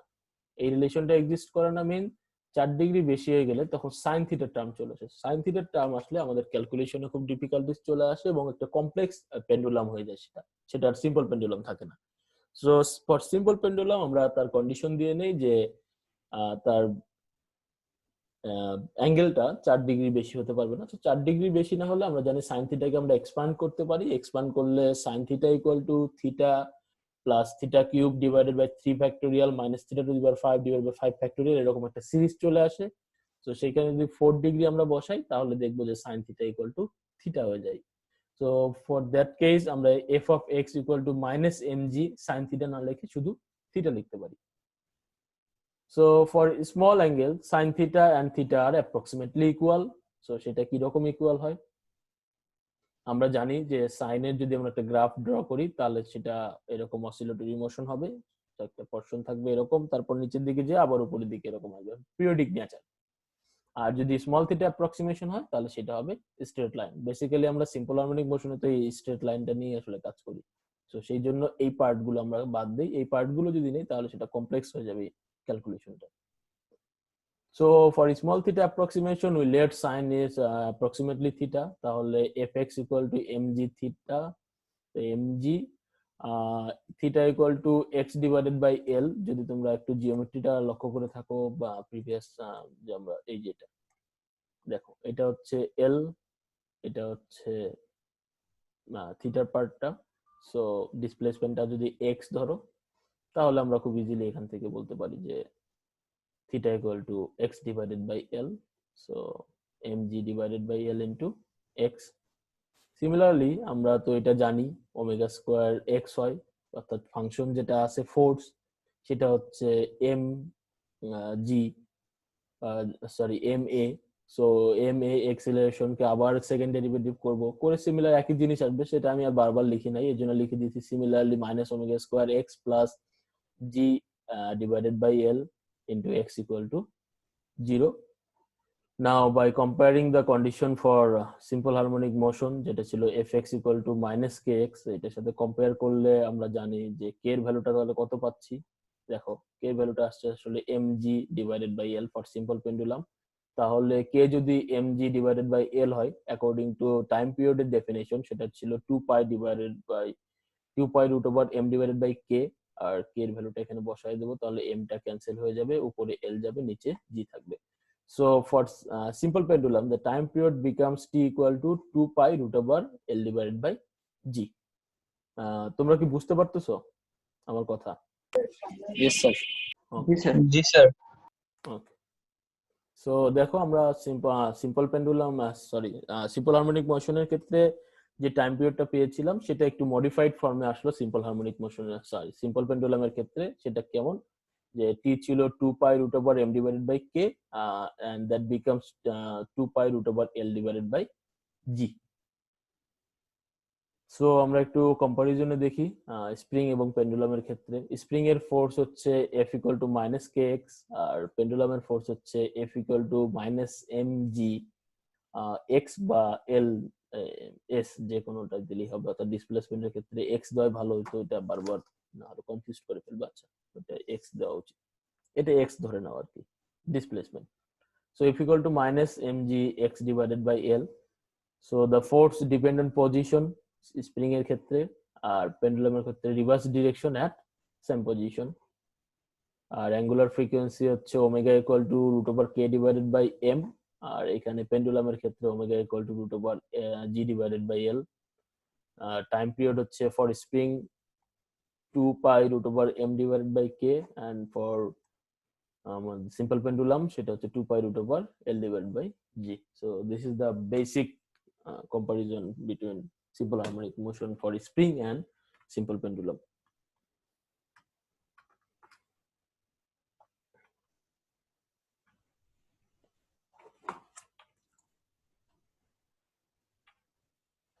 So দেখো এতক্ষণ আমরা সেটার আইডিয়ালাইজ ফর্ম গুলো পড়ার চেষ্টা করলাম। যদি একটু আমরা ফিজিক্যাল পেন্ডুলাম গুলো দেখি তাহলে কেমন দেখায় দেখো।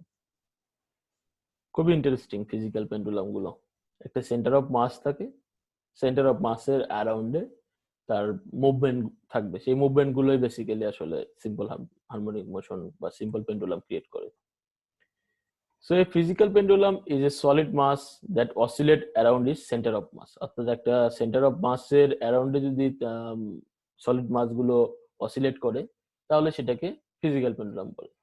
But can not be modelled as a point mass suspended by a massless string. অর্থাৎ এটাকে ফিজিক্যাল পেন্ডুলাম যেগুলো আমরা অবজার্ভ করি সেটাকে তোমরা এভাবে ডিফাইন করতে পারবা না যে একটা ছোট্ট বব আছে, সেই বব একটা স্ট্রিং এর সাথে ঝুলানো অবস্থায় আছে, এরকম না। বিষয়টা হচ্ছে একটা সেন্টার অফ মাস থাকবে, তার চারিদিকে যে সলিড মাস গুলো আছে সেগুলো অসিলেট করতে থাকবে। সো এরকম যে মুভমেন্ট গুলো সেগুলোকে বলা হয় হচ্ছে আমাদের ফিজিক্যাল পেন্ডুলাম। সো ফিজিক্যাল পেন্ডুলামের ক্ষেত্রে এটা একটা সিলিন্ডার বা রড বলো, সেই রডের সেন্টার অফ মাস ধরো একটা নির্দিষ্ট পজিশনে, তার অ্যারাউন্ডে যে সলিড মাস গুলো আছে সেগুলো যে অসিলেট করতেছে সেটা আসলে একটা সিম্পল পেন্ডুলাম ফর্ম করছে, ফিজিক্যাল পেন্ডুলাম। এখানে একটা ইন্টারেস্টিং জিনিস তোমরা দেখতে পাচ্ছ, একটা হাড়, তাই না? Basically the muscle movement around our bone সেগুলোই আসলে সিম্পল পেন্ডুলাম। অর্থাৎ একটা হাড়ের তো একটা সেন্টার অফ মাস থাকে, তার চারিদিকে যে মাসল গুলো থাকে সেই মাসল গুলো যখন অসিলেট করে সেটাও একটা ফিজিক্যাল পেন্ডুলাম হিসেবে কাজ করে। অর্থাৎ ফিজিক্যাল পেন্ডুলাম গুলোকে আমরা সিম্পল পেন্ডুলামের মতো ওই রকম ডেফিনেশন দিয়ে আসলে আটকাতে পারবো না আর কি। ওগুলোকে আমাদের এইভাবে ডিফাইন করতে হবে যে একটা ফিজিক্যাল পেন্ডুলাম হবে, তার সলিড মাস থাকবে, বেসিক্যালি সেন্টার অফ মাসের অ্যারাউন্ডে সেটা মুভমেন্ট করতে থাকবে বা অসিলেট করতে থাকবে। সো এই ধরনের সিম্পল পেন্ডুলাম আসলে ফিজিক্যাল পেন্ডুলাম গুলোকে মিন করে। অর্থাৎ একটা সলিড রড যদি নাও, তার সেন্টার অফ মাসের অ্যারাউন্ডে যে সলিড মাস গুলো আছে সেগুলো মুভমেন্ট করতে থাকবে, অথবা আমাদের মাসেল মুভমেন্ট অ্যারাউন্ড আওয়ার বোন, সেগুলো হচ্ছে তোমার ফিজিক্যাল পেন্ডুলাম। সো ফিজিক্যাল পেন্ডুলামকে যদি আমরা একটু দেখতে চাই, তা ফিজিক্যাল পেন্ডুলাম হচ্ছে অনেকটা এরকম হয়। তোমরা তো ফিজিক্সের এক্সপেরিমেন্ট হয়তো এটা করবা না, ফিজিক্সে যারা ফার্স্ট ইয়ার বা সেকেন্ড ইয়ারে পড়ে ওদের এক ধরনের এক্সপেরিমেন্ট আছে। অর্থাৎ একটা পেন্ডুলাম একটা নির্দিষ্ট অংশ থেকে ঝুলিয়ে ছেড়ে দেওয়া হয়, তারপর এটা অসিলেট করতে থাকে, দেন সেটার একটা ভ্যালু তোমরা ক্যালকুলেট করো, টাইম পিরিয়ড বের করো। সো টাইম পিরিয়ডটা কিভাবে বের করা হয় দেখো। বেসিক্যালি এখানে রিওস্টারিং টর্ক নিয়ে কাজ করা হয়। টর্ক আমরা সবাই কম বেশি জানি, টর্কের ডেফিনেশন। সো একটা পার্টিকুলার ইন্ডে এটাকে ফিক্সড রাখা হয়, তারপরে একটা অ্যাঙ্গেল করে সেটাকে ছেড়ে দেওয়া হয়। আমরা আগেই জানি যে সেটার মাসের যে কম্পোনেন্ট থাকে সেটা দুই ভাগে ভাগ হয়ে যায়, একটা সাইন পার্টটা অসিলেটর মোশন হিসেবে কাজ করে, আর কস পার্টটা চলে যায় হচ্ছে তার যে টেনশন আছে বা টান আছে সেটাকে রিমুভ করার জন্য। সো দেখো দ্য রিওস্টারিং টর্ক হচ্ছে tau Z equal to minus MG তো ছিলই, আর এটা হচ্ছে আগেরটা ছিল হচ্ছে আমাদের এক্স, আর এটা হচ্ছে sine theta. So H sine theta এখন হচ্ছে H sine theta. So tau Z equal to minus MG sine থিটার যে ডেফিনেশন, অর্থাৎ নট মোর দ্যান 4 ডিগ্রি, সেই কম্পারিজনে যদি আমরা যাই তাহলে অ্যাপ্রক্সিমেশনে যদি যাই তাহলে আসবে মাইনাস এমজি এইচ থিটা টর্কটা, আর t equal to 2 pi root over I divided by m g h আসবে। বেসিক্যালি এখানে আইটা কই থেকে আসলো? আচ্ছা, এগুলো কিন্তু সব ফিজিক্যাল পেন্ডুলাম আমরা পড়ছি। আই হচ্ছে মোমেন্ট অফ ইনার্শিয়া। আমি জানি না মোমেন্ট অফ ইনার্শিয়া তোমাদের মনে আছে কিনা। জড়তার ভ্রামক বলে আমরা ইন্টারমিডিয়েট একটা জিনিস পড়েছিলাম, সেটা যদি মনে থাকে তাহলে এটা খুব ইজিলি রিকল করতে পারবে তোমরা। তো দেখো, for physical pendulum, if we locate the pivot far from the object using the weightless cord of length L, then we have m equal to sorry I equal to M L square, অর্থাৎ একটা objected মাস গুলোকে যদি আমি different ভাবে ধরি M1 M2 M3 এবং সবগুলোর combination যদি m হয় এবং সেগুলো যদি একটা নির্দিষ্ট পয়েন্ট অর্থাৎ যেখান থেকে মেজার করছি সেটা থেকে l ডিস্টেন্সে থাকে, তাহলে আমরা জড়তার ভ্রামককে ডিফাইন করতে পারি i দিয়ে, i equal to m l square. এখানে h ইকুয়াল টু l ধরা হচ্ছে। সো আমরা দেখো i এর যে ভ্যালুটা ছিল টাইম পিরিয়ডে সেটা যদি ইনক্লুড করি তাহলে 2 pi root over m l square divided by নিচে তো mg আছে আর h টাকে l ধরে ফেলছি, সেটা তো বললামই। সো এটা ইনকর্পোরেট করব, m ক্যান্সেল হয়ে যাবে, l স্কোয়ার ক্যান্সেল হয়ে যাবে, 2 pi root over l divided by g। দেখো এই জিনিসটা কিন্তু আমাদের খুবই পরিচিত, আমরা সিম্পল পেন্ডুলাম যখন পড়লাম যে t equal to 2 pi root over l divided by g, সেটাও আসছে কিন্তু একইভাবে। সো দেখো দুইটা ক্যালকুলেশন। আচ্ছা, কেউ একজন হাত তুলেছে, বলো বলো। সরি স্যার, ভুলে চলে গেছে। আচ্ছা আচ্ছা, ওকে। সো দেখো দুইটা জিনিস আমরা ডিফারেন্ট ওয়েতে ক্যালকুলেট করলাম, অর্থাৎ একটা সিম্পল পেন্ডুলামের ক্ষেত্রে একটা সাসপেন্ডেড মাস ধরলাম, সেটা একটা স্ট্রিং এর সাথে ঝুলানো অবস্থায় আছে, সেটার ক্যালকুলেশন করে আমরা যে টাইম পিরিয়ডটা পেলাম সেটার সাথে ফিজিক্যাল যে পেন্ডুলাম যেটা কিনা আমরা কনস্ট্রাক্ট করছি বা আমাদের ফিজিক্যালি যেটা এক্সিস্ট করছে যে পেন্ডুলাম, সেটা যখন আমরা চিন্তা করছি সেটাও ক্যালকুলেশনের ক্ষেত্রে শেষ পর্যন্ত ফাইনাল রেজাল্ট বা টাইম পিরিয়ডটা কিন্তু আমাদের সেম আসছে, t equal to 2 pi root over l divide by g. So physical pendulum যেটাকে আমরা ধরে নিচ্ছি সেটার তাহলে ক্যালকুলেশনের ওয়েটা ঠিক আছে। সো আমরা যে বললাম যে একটা সেন্টার অফ মাসের অ্যারাউন্ডে তার সলিড মাসগুলো যদি অসিলেট করে তাহলে সেটাকে বলতে পারি তার ফিজিক্যাল পেন্ডুলাম। আবার হাড়ের চারপাশে যে মাসল মুভমেন্ট গুলো সেটাকেও আমরা সিম্পল পেন্ডুলাম হিসেবে ধরে নিতে পারতেছি। সো সেটা করেও আমরা একই রকম রেজাল্ট পাচ্ছি। সো আমরা এখান থেকে একটা কনক্লুশনে আসতে পারি যে আমাদের যে অ্যাজাম্পশন বা আমরা যেটাকে কিনা ফিজিক্যাল পেন্ডুলাম বলছি সেটা আসলে ঠিক আছে। So if the mass of an object if concentrated at a distance L from the pivot, আচ্ছা এটা অ্যারাউন্ড মানে সেন্টার অফ মাসের অ্যারাউন্ড, আগেরটা ছিল একটা নির্দিষ্ট ডিসটেন্স, এটা সেন্টার অফ মাসের অ্যারাউন্ড সেম জিনিস। 2 pi root over l divided by g, g হচ্ছে বেসিক্যালি আসলে আই, সেটার থেকে আমরা এই যে এই জায়গাতে আসছে আসলে এইটা কোথায় গেল, হ্যাঁ এই জিনিসটা আসলে জেনারেট করতেছে একই জিনিস। এটা আমি কেন এখানে দিলাম বুঝতেছি না। আচ্ছা এটা মনে হয় জাস্ট ওই রিভার্স ক্যালকুলেশনটার ক্ষেত্রে this point is called the centre of oscillation of the physical pendulum. Okay, l টাকে ডিফাইন করছেন, এল হচ্ছে I divided by m h. So এটা সমস্যা না জানলেও চলবে। নাও যেটা কিনা আমাদের গুরুত্বপূর্ণ জিনিস সেটা হচ্ছে ড্যাম্পিং। মনে করো একটা সিম্পল পেন্ডুলাম আছে, একটা নির্দিষ্ট অংশ থেকে একটা সাসপেন্ডেড রড বা স্ট্রিং এর সাথে একটা বব ঝুলানো আছে। সো তুমি একটা নির্দিষ্ট অ্যাঙ্গেল করে সেই ববটাকে ছেড়ে দিলা, সেটা অসিলেট করছে। Is it oscillate forever? No sir. কি করবে? স্যার কিছু সময় পরে স্যার ওর আস্তে আস্তে থেমে যাবে। কেন থেমবে? আহ কেন থামবে স্যার? ওর এনার্জি হারাবে। হ্যাঁ, এনার্জি লুজ করবে। এনার্জি সাধারণত লুজ করে যখন তুমি তাকে একটা কি দেবে, এক্সটার্নাল ফোর্স দেওয়া হবে বা কোনো একটা বাধা সৃষ্টি করা হবে, তখন সে এনার্জি লুজ করবে, তাই না? তো কি হয় দেখো ড্যাম্পিং এর ক্ষেত্রে, ড্যাম্পিং ইজ রেজিস্ট্যান্স, অসিলেশন যেটা হয় সেটার ক্ষেত্রে একটা রেজিস্ট্যান্স হিসেবে কাজ করে ড্যাম্পিংটা। So the oscillation that faded with time is called the damping oscillation, অর্থাৎ একটা সময়ের সাথে সাথে যে অসিলেশনটা ফেডেড হয়ে যায় সেটাকেই বলা হয় আসলে ড্যাম্পড অসিলেশন।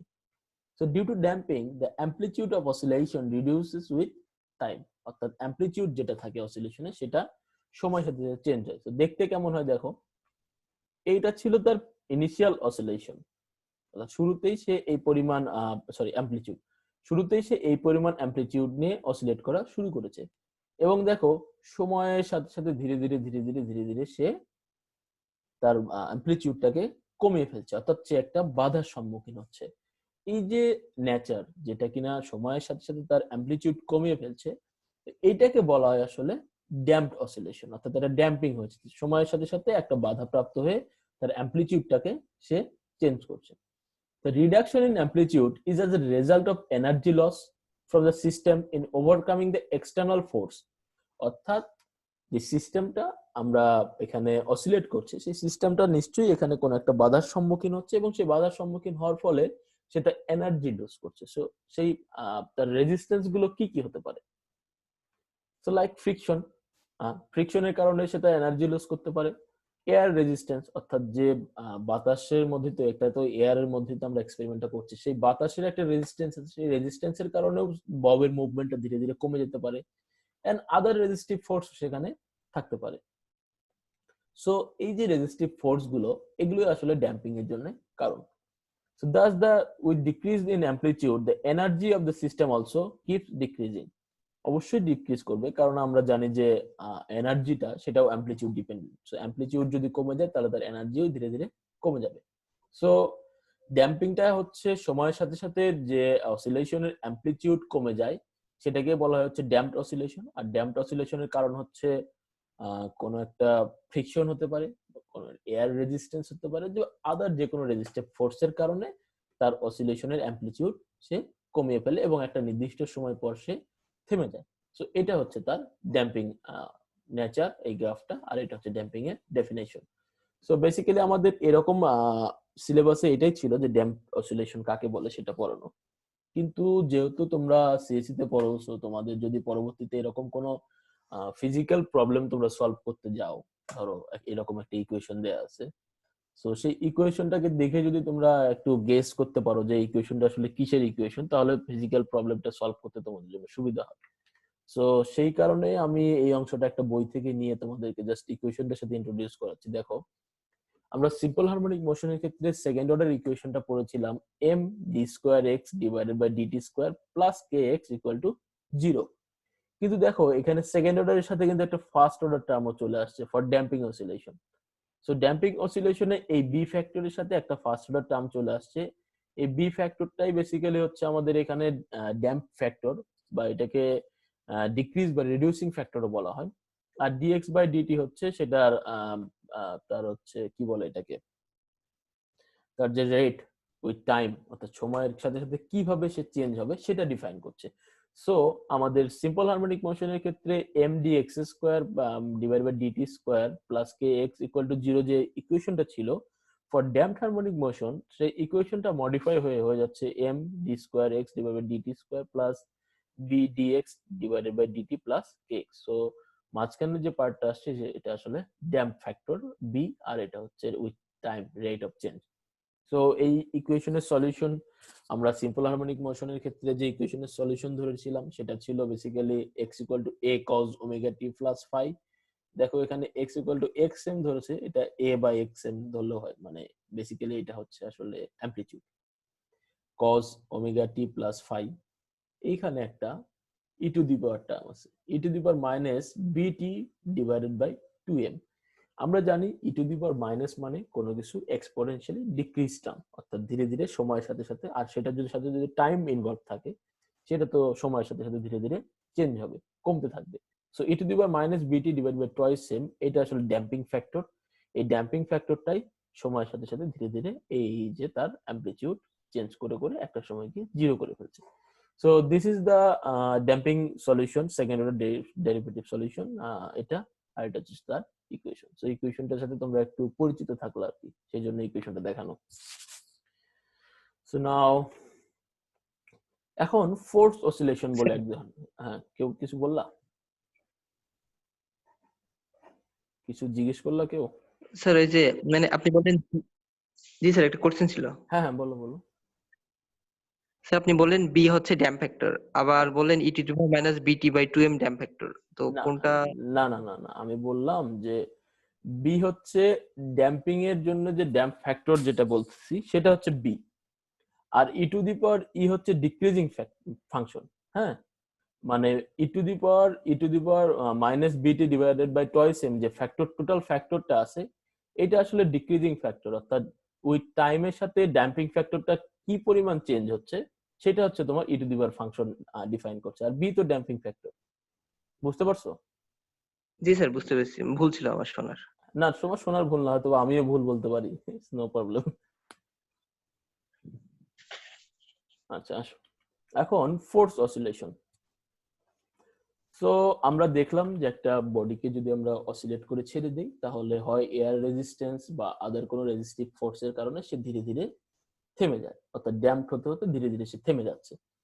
সো কি হয় যদি আমরা একটা ফোর্স তার সাথে কিনা অ্যাড করি বারবার, যখনই মানে ভাবতেছি থেমে যাবে, তো প্রত্যেক অসিলেশনে যদি তার সাথে আমি একটা করে ফোর্স দেই, সেটা কি করতে থাকবে? অসিলেট করতেই থাকবে। সো ঘটনাটা এরকম, when a body oscillates by being influenced by external periodic force. periodic force কেন বলা হচ্ছে? periodic force হচ্ছে একটা নির্দিষ্ট সময় পর পর বস্তুর উপর অ্যাপ্লাইড হয়। So this type of force is called periodic force. আর এক্সটার্নাল বলতে বাইরে থেকে সেটাকে অ্যাপ্লাই করা হচ্ছে। সো একটা অসিলেটিং বডির উপর একটা এক্সটার্নাল পিরিয়ডিক ফোর্স অ্যাপ্লাই করা হচ্ছে, তার অসিলেশন তো কমার কথা না। So it is called the force oscillation. Here the amplitude of oscillation experiences damping. অ্যামপ্লিটিউডটা কিন্তু ড্যাম্পিং এক্সপেরিয়েন্স করতে চাচ্ছে, but remains constant due to the external energy supply to the system. অর্থাৎ মনে করো একটা সাসপেন্ডেড অংশ থেকে একটা স্ট্রিং বা রডের সাথে একটা বব ঝুলানো আছে, ববটাকে একটা নির্দিষ্ট অংশে নিয়ে তুমি ছেড়ে দিলা, সে অসিলেট করে আবার এই পাশে আসলো, তুমি আবার একই ফোর্স দিলা, আবার গেল, আবার আসলো, একই ফোর্স দিচ্ছ। সো বারবার যদি তুমি পিরিয়ডিক্যালি সেম ধরনের এক্সটার্নাল ফোর্স ওই ববের উপর অ্যাপ্লাই করো, তাহলে তো সে তার অ্যামপ্লিটিউড চেঞ্জ করতে পারছে না। সে ড্যাম্পড ফিল করছে, যে সে হয়তো বা ওই পাশে গিয়ে পরের বার এসে চিন্তা করতেছে যে আরেকবার গেলে তার ফ্রিকশনের কারণে সে হয়তো বা ওই এনার্জি আর গেইন করতে পারবে না, কিন্তু সে যে পরিমাণ এনার্জি লুজ করছে তুমি পিরিয়ডিক্যালি ওই পরিমাণ এনার্জি তাকে সাপ্লাই দিচ্ছ। সো যার ফলে সে অলওয়েজ একটা কনস্ট্যান্ট অ্যামপ্লিটিউডে অসিলেট করছে। So for this type of oscillation, where external periodic force is applied on the oscillatory body, is called the force oscillation. এবং ফোর্স অসিলেশনের ক্ষেত্রে বেসিক্যালি অসিলেটরি বডিটা আসলে ড্যাম্পিং এক্সপেরিয়েন্স করে, বাট কনস্ট্যান্ট ফোর্স আমরা যেটা apply করি, periodic force external, সেটা apply করার ফলে সেটা আর সেই ড্যাম্পিংটা আমরা ভিজিবল হয় না আর কি, আমরা দেখতে পাই না। So for example, when you push someone in a swing, you have to keep periodically pushing them so that the swing doesn't reduce. So আমরা এটা সবাই মানে ছোটবেলায় যদি তোমরা খেলে থাকো ওই যে দোলনায়, তো দোলনায় এই যে বারবার আসছে, আবার যদি তুমি একই পরিমাণ ফোর্স দাও তাহলে সে যত দূর যায় তত দূরই যেতে থাকবে। সো এটা একটা ফোর্স ভাইব্রেশনের এক্সাম্পল। ফোর্স অসিলেশন নিয়ে কোনো প্রশ্ন আছে? বুঝতে পারছো সংজ্ঞাটা? জি স্যার, বুঝতে পেরেছি। ওকে, সো এটাই ছিল এই পর্যন্ত থিওরি ছিল আমাদের। অনেক বেশি কিছু। আচ্ছা, কেউ একজন হাত তুলেছো, বলো। আচ্ছা, সো এই পর্যন্ত ছিল আমাদের থিওরি। অনেকটা বেশি সময় ধরে পড়ায় ফেললাম আজকে, মানে একটু শেষ করে দেবো, তো এই কারণেই মানে বেশি করেই পড়ায় ফেলি তোমাদের। নাও আমি এখানে 2টা কি 3টা প্রবলেম তোমাদের সলভ করে দেখাইছি। আমি বিশ্বাস করি যে যে অংশটা আমরা এখানে পড়লাম সেটা ইন্টারমিডিয়েট তোমরা খুব ভালো করে পড়ে আসছো। হ্যাঁ, তো যেহেতু তোমরা একটা অ্যাডমিশন প্রসেসের মধ্যে দিয়ে চলে আসছো, ইন্টারমিডিয়েট ফাইনাল ইন্টারমিডিয়েট পরীক্ষা দিয়েছো, সো সেখানে এই পিরিয়ডিক মোশন নিয়ে তোমরা অনেকটাই প্রবলেম সলভ করে আসছো অনেকগুলো। সো আমি সেই জন্য আর এই একই প্রবলেম তোমাদের বারবার করাইনি, জাস্ট একটা এক্সাম্পল দিয়ে সেটা থেকে বেশ কয়েকটা সূত্রের ব্যবহার তোমাদেরকে দেখিয়েছি, আর কিছু না। সো ডোন্ট থিঙ্ক দ্যাট যে পরীক্ষায় এরকম কোশ্চেনই আসবে, পরীক্ষায় অন্যরকম কোশ্চেন আসতে পারে, ভ্যালু চেঞ্জ হতে পারে, কিন্তু ফর্মুলাগুলো একই থাকবে। তো তোমাদের সেই ফর্মুলাগুলো ইউজ করতে হবে। তো দেখো প্রথমে একটা প্রবলেম সলভ করি। বলা হচ্ছে block mass is 680 gram is fastened to a simple spring whose spring constant হচ্ছে 65 Newton per meter, and the block is pulled at a distance x equal to 11 centimeter from its equilibrium position x equal to 0. So x equal to 0 থেকে একটা fixed distance অর্থাৎ 11 centimeter, so এটা amplitude বলা যায়, on a frictionless surface and released from the rest t equal to 0. So this is the system. সিস্টেমটা হচ্ছে একটা মাস আছে যেটা কিনা স্প্রিং এর সাথে ঝুলানো আছে, স্প্রিং কনস্ট্যান্টও দেওয়া আছে। বলা হচ্ছে সেটার ইকুইলিব্রিয়াম পজিশন থেকে সেটাকে টেনে 11 সেন্টিমিটারে নিয়ে এসে ছেড়ে দেওয়া হচ্ছে, সে অসিলেট শুরু করতেছে এবং সেটার রেস্ট টাইম হচ্ছে টি ইকুয়াল টু 0 থেকে, এবং একটা ফ্রিকশনলেস সারফেসে, সো বলা যায় সে ড্যাম্পিং ফোর্স ফিল করবে না। সো সেই ধরনের অসিলেশন আসলে এখানে কাজ করছে। সো আমাদের প্রশ্নগুলো কি? What are the angular frequency, the frequency and the period of the resulting motion. So দেখো শুরুতে আমরা অ্যাঙ্গুলার ফ্রিকোয়েন্সি নিয়ে কাজ করি। অ্যাঙ্গুলার ফ্রিকোয়েন্সি আমরা জানি omega equal to root over K divided by M. প্রবলেমে কেও দেয়া আছে, এমও দেয়া আছে। সো কে আর এম এর ভ্যালুটা আমরা ইনপুট করি। সো ইনপুট করলে যেটা রেজাল্ট আসবে 9.78 রেডিয়ান পার সেকেন্ড। নাও আসো ফ্রিকোয়েন্সি হচ্ছে F equal to omega divided by 2 pi. So ওমেগার ভ্যালু অলরেডি আমরা পেলাম 9.78, আর 2 পাই তো রেডিয়ান আছে। So f equal to 1.56 per second, বা এটাকে হার্জ বলা হয়। আর টাইম পিরিয়ড হচ্ছে t equal to 1 by f, so 1 by 1.56 hertz, সেটাকে 0.46 সেকেন্ডে বলা যায়। সো দেখো প্রত্যেকটার সাথে প্রত্যেকটা রিলেটেড, এবং আমরা খুব ইজিলি এখান থেকে ওমেগা বের করলাম, সেই ওমেগা থেকে বাকি ভ্যালুগুলো ক্যালকুলেট করতে পারলাম। So this is the angular frequency and time period of the resulting motion. Now, secondly, জানতে চাওয়া হচ্ছে what is the maximum speed Vm of the oscillating block. Oscillating যে ব্লকটা আছে সেটা ম্যাক্সিমাম স্পিড কত হবে? ম্যাক্সিমাম স্পিড আমরা জানি Vm হয় হচ্ছে ওমেগা xm। xm না বলে যদি ওমেগা এও আমি বলি, সেটাও আমি বলতে পারি, কেননা এই xm টাই হচ্ছে বেসিক্যালি তার অ্যামপ্লিটিউড।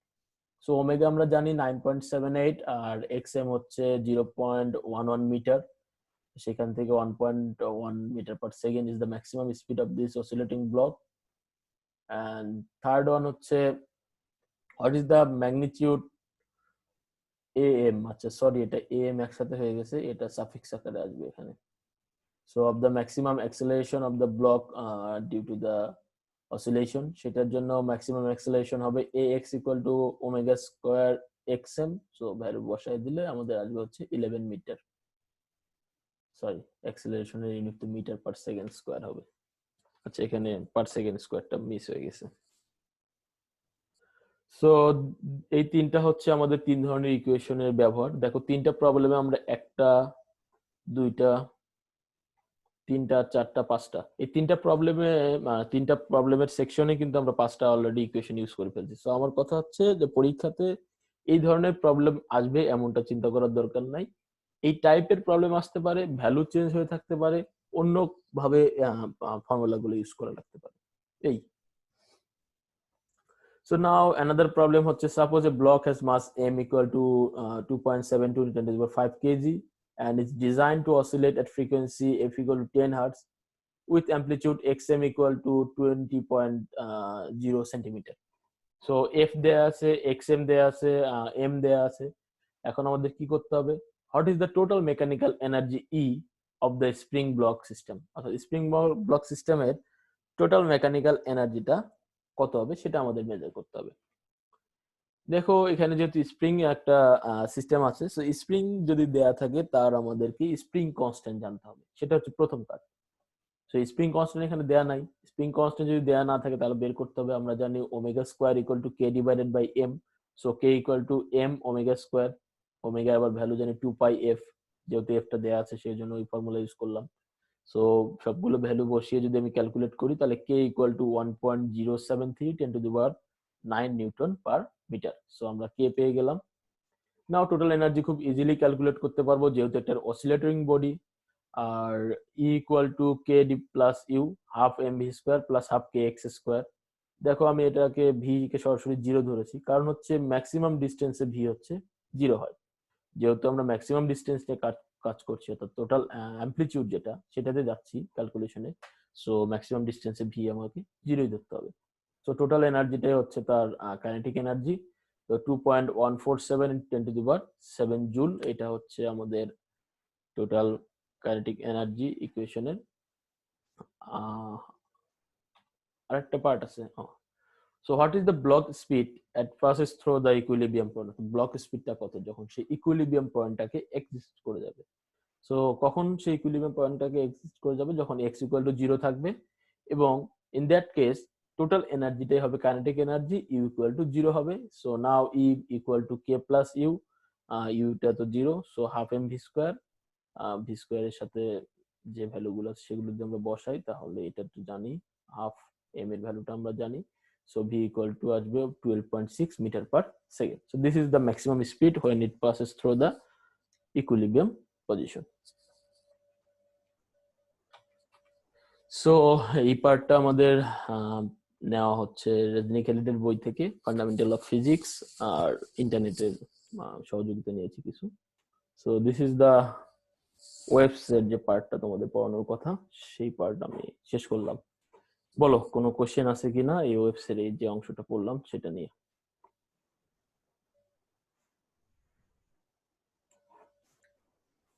কোনো কোশ্চেন বা কোনো পার্ট আবার রিপিট করতে হবে? স্যার ওই যে একটা বলছিলেন যে প্লাস মাইনাস কিভাবে দিব তা নির্ভর করে ইয়ের উপর, পজিশনের উপর, ওইটা একটু আবার বললে ভালো হয়। ফেজ না? হ্যাঁ স্যার। ওকে ওকে, জি স্যার। আচ্ছা আচ্ছা, ফেজ কনস্ট্যান্ট যখন আমরা ধরে নিচ্ছি, ধরে নিলাম যে একটা সিম্পল হারমোনিক, স্যার এটাই। হ্যাঁ হ্যাঁ জি আচ্ছা, তুমি করো, আমি বলতেছি। ওকে, সো ফেজ কনস্ট্যান্ট যখন আমরা ধরে নিলাম তখন আমরা বললাম যে সিম্পল হারমোনিক মোশনের ক্ষেত্রে একটা সলিউশন ধরছি। সলিউশনটা হচ্ছে x equal to a cos omega t plus phi. What if যদি আমরা মাইনাস ফাই ধরি, সেটা কি আমাদের সলিউশনে আসবে না? বা সেটাকে কি আমি সেই সিম্পল হারমোনিক মোশনের সলিউশন ধরতে পারবো না? পারবো।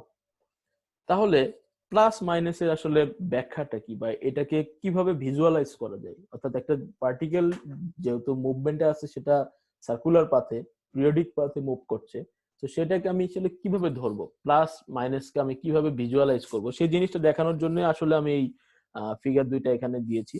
দেখো আমরা তো প্লাস ধরি, সেটা হচ্ছে B, theta equal to omega T plus phi. তো দেখো পার্টিকেলটা এক্স পজিশন থেকে এইদিকে মুভ করছে, এটা হচ্ছে X, X prime, Y, Y prime, এটা হচ্ছে অরিজিন, এটা সার্কুলার পাথ। সো পার্টিকেলটা এখান থেকে এদিকে মুভ করছে, বি থেকে পি পজিশনে আসছে, তারপর এদিকে যাচ্ছে। সো বি থেকে পি পজিশনে আসার তার যে অ্যাঙ্গুলার পার্ট সেটা হচ্ছে ওমেগা টি, আর তার ইকুইলিব্রিয়াম যে পজিশন ছিল সেটা ছিল এক্স। এক্স থেকে তার পার্টটা, অ্যাডভান্স পার্টটা হচ্ছে omega, sorry phi. So X থেকে বি পর্যন্ত তার অ্যাডভান্স পার্ট হচ্ছে ফাই, আর বি থেকে তার পি পজিশনে যাওয়ার যে অ্যাঙ্গেল সেটা হচ্ছে omega T. So for that case আমরা যদি ফেজ ধরি, দ্যাট ইজ কিন থিটা, তাহলে থিটা হবে কি, এক্স থেকে সে অ্যাডভান্স অবস্থানে প্রথমেই ছিল ফাই পজিশনে বিতে, সেখান থেকে আবার পি পজিশনে যাচ্ছে ওমেগা টিতে। সো টোটাল ফেজ যেটা তার থিটা, সেই থিটাটা হবে ওমেগা টি প্লাস ফাই, অর্থাৎ তার অ্যাডভান্স ফেজটা। আবার যদি এরকম হয়, দেখো যে তার এক্স পজিশন থেকে পি পজিশনে ধরে নিচ্ছি আমি, তো এক্স থেকে পিতে যাচ্ছে, আবার এখানে এ থেকে পিতে যাচ্ছে। এখন এই টোটাল অ্যাঙ্গেলটা হচ্ছে বেসিক্যালি ওমেগা। ওমেগার মধ্যে যদি ল্যাগ বিহাইন্ডই থাকে তাহলে সে কিসে আছে, ফাইতে আছে। সো যদি এ থেকে পি পজিশনের মধ্যে তার মুভমেন্ট আমি ধরি, তাহলে কি হবে, phase theta equal to omega T minus phi হবে, কেননা ফাই অলরেডি ইনক্লুডেড। তাহলে আমি যদি শুধু ফেজ ধরি তাহলে কত হবে, ওমেগা থেকে ফাইটা বাদ দিতে হবে, অর্থাৎ সে ফাই ল্যাগ বিহাইন্ডে আছে। অর্থাৎ পার্টিকেলটা শুরুতে অ্যাডভান্স অবস্থায় ছিল না, শুরুতে ল্যাগ বিহাইন্ডে ছিল, তারপরে সে ওমেগা টির মধ্যে ইনক্লুড হচ্ছে। So phase theta equal to হবে ওমেগা টি মাইনাস ফাই, আর যদি অ্যাডভান্স অবস্থানে থাকে তাহলে তার ফেজ হবে theta equal to omega T plus phi. So ভিজুয়ালাইজের ক্ষেত্রে এই দুইটা ফিগার তোমরা মানে মাথায় রাখতে পারো, যে ফেজ প্লাস হলে কি রকম কনফিগারেশন হয় আর মাইনাস হলে কি রকম কনফিগারেশন, এটা জানার জন্য। আমি কি পরিষ্কার করতে পারছি? ক্লিয়ার হয়েছে? কোশ্চেন করছিলা যে? Yes sir, yes sir. Okay okay, আর কোনো কোশ্চেন করো, আর কোথাও রিপিট করতে হবে কিনা, বা কোথাও বুঝতে সমস্যা হয়েছে তোমাদের?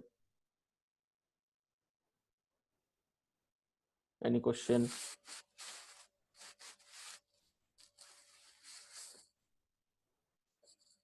সবাই বুঝতে পারছো?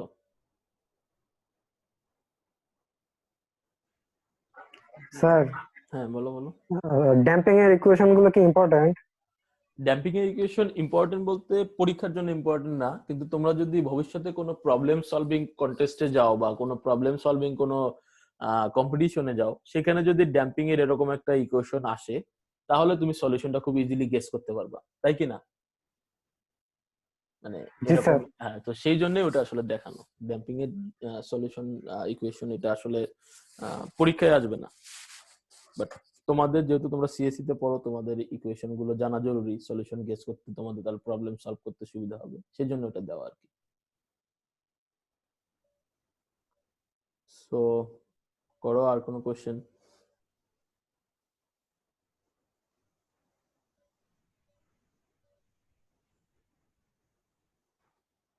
ওকে,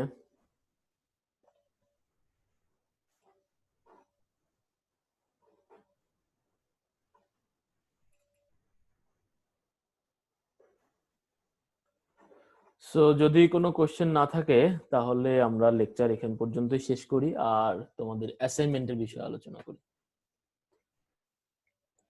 এখন অ্যাসাইনমেন্ট হচ্ছে, আমি অ্যাসাইনমেন্টের অবশ্য ভিতরে তেমন কিছু লিখে রাখি নাই। অ্যাসাইনমেন্টে টোটাল 50 মার্কসের অ্যাসাইনমেন্ট তোমাদেরকে দেবো আমি। 10টা প্রবলেম থাকবে, 10টা প্রবলেম সলভ করে তোমরা যেটা করবা সেটা হচ্ছে ছবি তুলবা, তুলে সেটা পিডিএফ করবা, করে আমার একটা মেইল অ্যাড্রেস আমি তোমাদেরকে দেব, সেই মেইল অ্যাড্রেসে মেইল করবা। কথা হচ্ছে কিছু ইনস্ট্রাকশন আছে। এখন তো সবাই নাই, তোমাদের স্টুডেন্ট কতজন টোটাল? 120? স্যার 120। 1/3 স্টুডেন্ট তোমরা এখন প্রেজেন্ট আছো ক্লাসে আর কি। সো আমি যে ইনস্ট্রাকশনটা দেব সেটা সবার কাছে পৌঁছাবে? জি স্যার, সিআর থাকলে হবে, সিআর থাকলে দিয়ে দিবে। আচ্ছা, তো আমি এখন যেটা বলতেছি সেটা হচ্ছে যে আমি ধরো তোমাদের এই অ্যাসাইনমেন্টটা দিলাম, তোমরা পরীক্ষা দিবা না, তো তোমরা এই অ্যাসাইনমেন্ট দাও, সেটা বলছো অ্যাসাইনমেন্ট দেওয়ার কথা, ঠিক আছে। এই অ্যাসাইনমেন্টটা তোমাদেরকে জমা দিতে হবে একটা নির্দিষ্ট তারিখে। আমার মেইল অ্যাড্রেস দেবো, সেই মেইল অ্যাড্রেসে। এবং ইনস্ট্রাকশন হচ্ছে অ্যাসাইনমেন্ট ফাইলের নাম হবে, প্রথমে তোমার নাম, ডিপার্টমেন্টের নাম দিবা সিএসসি, তারপরে দিবা তোমার নাম, তারপরে তোমার রেজিস্ট্রেশন। আমি এখানে এটা লিখে দেব তোমাদের এই ফাইলটার মধ্যে, লিখে তোমাদেরকে তারপর এটা দিয়ে দিব, সিআর কে দেব সেটা। সো ফাইলের নাম হবে সেটা। আর তোমরা আজকে হচ্ছে 15 তারিখ, এই অ্যাসাইনমেন্টটা জমা দিতে হবে 3 দিনের মধ্যে।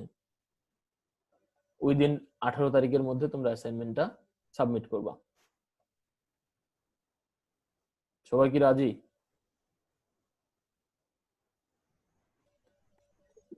স্যার আরেকদিন বাড়ায় দেওয়া যায় তো না? আরো একদিন বাড়ায় দেবো? স্যার আমাদের অ্যাসাইনমেন্টটা তাহলে পরে দেয়া হোক, 3 দিন ডেট দেয়া হোক, কারণ আমাদের হচ্ছে কয়েকটা সাবজেক্টের এক্সাম একসাথে পড়ে গিয়েছে, 3টা এক্সাম। 3টা এক্সাম তোমাদের পর পর হচ্ছে, অ্যাসাইনমেন্ট পরে নিতে যাচ্ছ? হ্যাঁ, জি পরে স্যার। নেই, 3 দিন ডেডলাইন থাকুক। জি স্যার, 3 দিনই থাক, সমস্যা নেই, কিন্তু আমরা আমাদের মানে আর একটু ফ্রি শিডিউলে হলে আমাদেরও কাজ করার সুবিধা হবে। আচ্ছা, কত থেকে কত তারিখ পর্যন্ত নিবা সেটাও বলা দরকার, কারণ হচ্ছে তোমাদের সাথে তো আমার ক্লাস আজকেই শেষ আর কি, মানে ইয়েতে হয়তো বা অ্যাসাইনমেন্ট তোমাদেরকে দিয়ে দেবো আমি, ওই যে তোমাদের সিআর আছে ওর ইমেইলে ওকে দিয়ে দেবো, ও তোমাদেরকে ডিস্ট্রিবিউট করবে। হয়তো বা অ্যাসাইনমেন্ট নিয়ে একদিন আমি দেখে মার্ক গুলো বসানোর পর তোমাদের সাথে একদিন বসবো যে তোমাদের নামটা ঠিক আছে কিনা বা রেজিস্ট্রেশন ঠিক আছে কিনা, সেটা তোমরা চেক করবা। সো সেটা কবে দিলে ভালো হয়? 25 তারিখ? অনেক লেট হয়ে যাচ্ছে, 25 তারিখ হবে না। 25 তারিখ অনেক লেট হয়ে যাচ্ছে। 21-22 করা যায় না, মানে 22-23 এরকম। আমি দেখি একটু, দাঁড়াও ক্যালেন্ডারটা দেখি। ক্যালেন্ডারে হচ্ছে 19 তারিখ হচ্ছে তোমার বৃহস্পতিবার। তোমাদের কি এই পরপর এই উইকে পরীক্ষাগুলো পড়ে গেছে, তাই তো? স্যার 20 তারিখ এক্সাম আছে। জি স্যার। 20 তারিখে এক্সাম আছে, তাহলে এক কাজ করো, 21, 22, 23। Okay sir. 21, 22, 23 সবাই রাজি আছো? Okay sir. জি স্যার। Yes sir. আচ্ছা, আরেকটা ইনস্ট্রাকশন হচ্ছে অ্যাসাইনমেন্ট সবাই জমা দেবে। হ্যাঁ, যদি কেউ জমা দিতে না পারো সেই ক্ষেত্রে কিন্তু মার্কস আমি দিব না, মানে মার্কস 0 দিয়ে দেবো। তখন কিন্তু কোনো ধরনের বলতে পারবো না যে স্যার আমি অ্যাসাইনমেন্ট জমা দিতে পারিনি বা কারণ হচ্ছে তোমাদের 120 জন স্টুডেন্ট, ক্লাস করছে হচ্ছে 25 থেকে 30 জন। আজকে লাস্ট ক্লাস, সেই দিক থেকে আজকে মনে হয় 50 জনের মতো ছিলা। সো অ্যাসাইনমেন্ট জমা না দিলে কিন্তু মার্কস কাউন্ট হবে না। সো সেখানে কিন্তু আমার কিছু করার নাই, কারণ আমার কাছে আমার হাতে কোনো একটা ডকুমেন্ট থাকতে হবে যার বেসিসে আমি তোমাকে মার্কসটা দিতে পারবো। তো আমার কাছে যদি কোনো ডকুমেন্ট না থাকে তাহলে কিন্তু ভাই মার্কস দিতে পারবো না আমি। পরবর্তীতে আমাকে কিন্তু মানে সেই জন্য কোশ্চেন করা যাবে না যে স্যার আমাকে কেন মার্কস দেওয়া হলো না। সো ট্রাই বেস্ট যে তোমরা অ্যাসাইনমেন্টটা জমা দিবা। আমি আশা করব সবাইকে, তোমরা অন্তত তোমাদের যারা পরিচিত আছে ফ্রেন্ডরা, যেহেতু আমার পক্ষে 120 জনকে রিচ করা সম্ভব না, তো তোমরা তোমাদের যে ফেসবুক গ্রুপ আছে বা আছে সেখানে এই মেসেজটা কনভে করবা যে সবাইকে বাধ্যতামূলক অ্যাসাইনমেন্ট জমা দিতে হবে, এবং অ্যাসাইনমেন্ট জমা না দিলে কিন্তু ভাই মার্কস দিতে পারবো না। এটা আমার ইথিক্যালি মানে আমি রাইট না, আমি সেটা দিতেও পারি না। তো সেটা সেই দিক থেকে তোমরা আমাকে এই সহযোগিতাটা করবা। আর আমি তোমাদের অ্যাসাইনমেন্টটা তাহলে 21 তারিখে দিয়ে দেবো। 22, 23 এই 3 দিনের মধ্যে তোমরা দিয়ে দিবা। এখানে কোনো খুব কমপ্লেক্স কোনো প্রবলেম নাই। আমি ক্লাসে যা পড়াইছি সেগুলোই, আজকের লেকচার রিলেটেড কোনো প্রবলেমের মধ্যে নাই, সবই হচ্ছে আর কি। সো বেসিক্যালি আসলে কি হলো, এটা তো আমি শেয়ারই করে ফেললাম আমাদের অ্যাসাইনমেন্টটা। তোমরা তো এখন লেকচার ভিডিও দেখে এটা করেই ফেলতে পারবা। সো আমি অ্যাসাইনমেন্টটা দিয়ে দিচ্ছি, লাস্ট ডেট হচ্ছে 23 তারিখ। বুঝতে পারছো? জি স্যার, থ্যাংক ইউ। হ্যাঁ, এটা কিছু করার নাই, শেয়ার করে ফেলছি, এখন বুঝতে পারলাম যে এটা শেয়ার হয়ে গেছে, আর তো এটা করে লাভ নাই। আচ্ছা, 23 তারিখের মধ্যে সবাই জমা দিবে এবং সবাইকে এই মেসেজটা দিবা যে সবাই যেন জমা দেয়, ঠিক আছে?